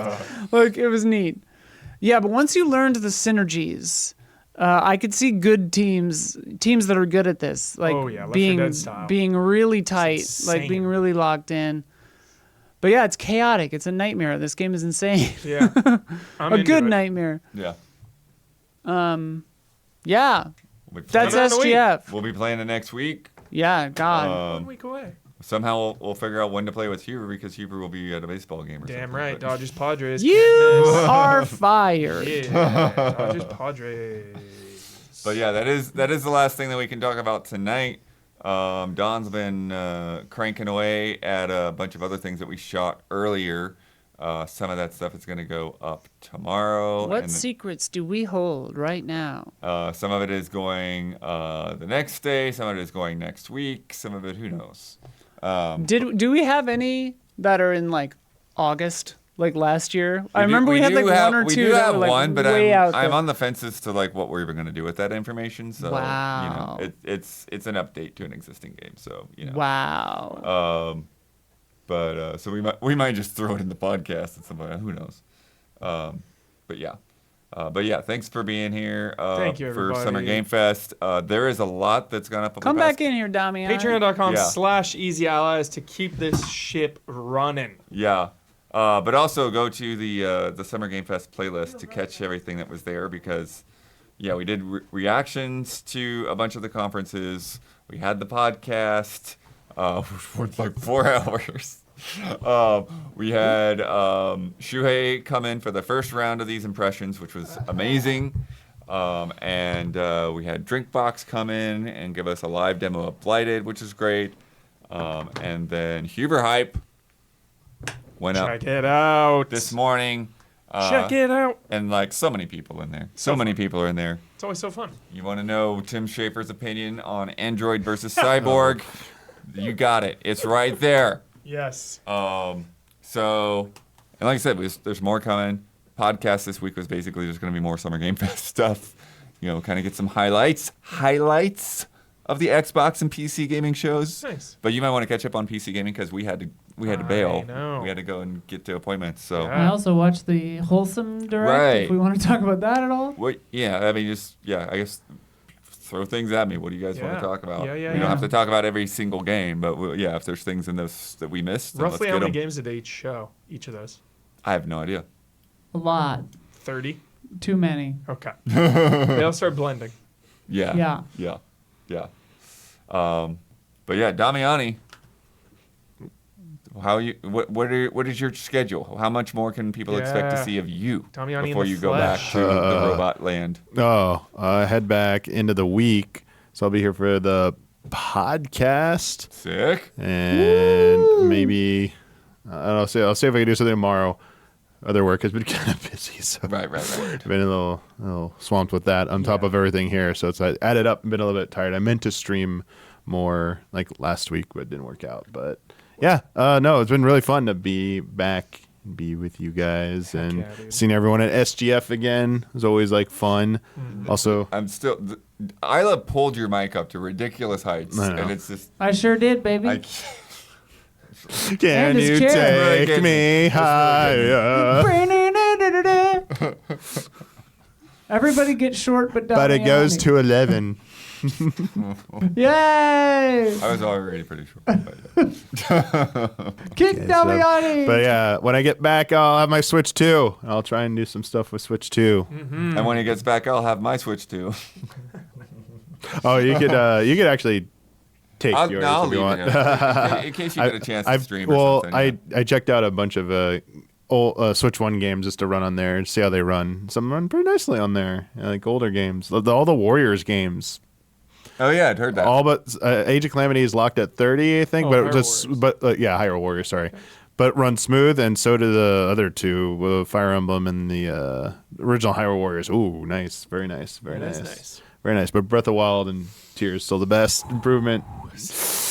So smooth. I did the first thing here. Like, we're going to sky. We're diving down into the depths, and we're like, look at that. No stutter. No. Yeah. Yeah. Yummy. We're getting a Splatoon 3 update. This Yes, week as well. and getting a single-player the Plaza spinoff. Huber, so just to understand, the matches have always run at 60. Yeah. But the Plaza, where you just like kind of like Was 30. yeah, it was 30. And And it was like now so it's it's this 60. weirdly jarring experience That's where it's funny. like you get out of a match, you go around the plaza, and it's like the group's like That was "Whoa, a okay." bug at launch for Assassin's Creed Shadows. Your hideout was like 30. It was like way slower. They patched it.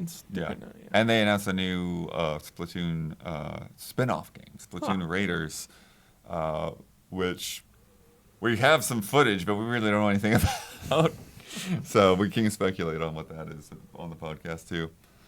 But thank you everyone for joining us and sticking with us through all of Summer Game Fest. We will probably be off tomorrow unless Damiani gets a chance to do something. We will be back Thursday for the podcast. Thank you, and we will see you soon. Bye.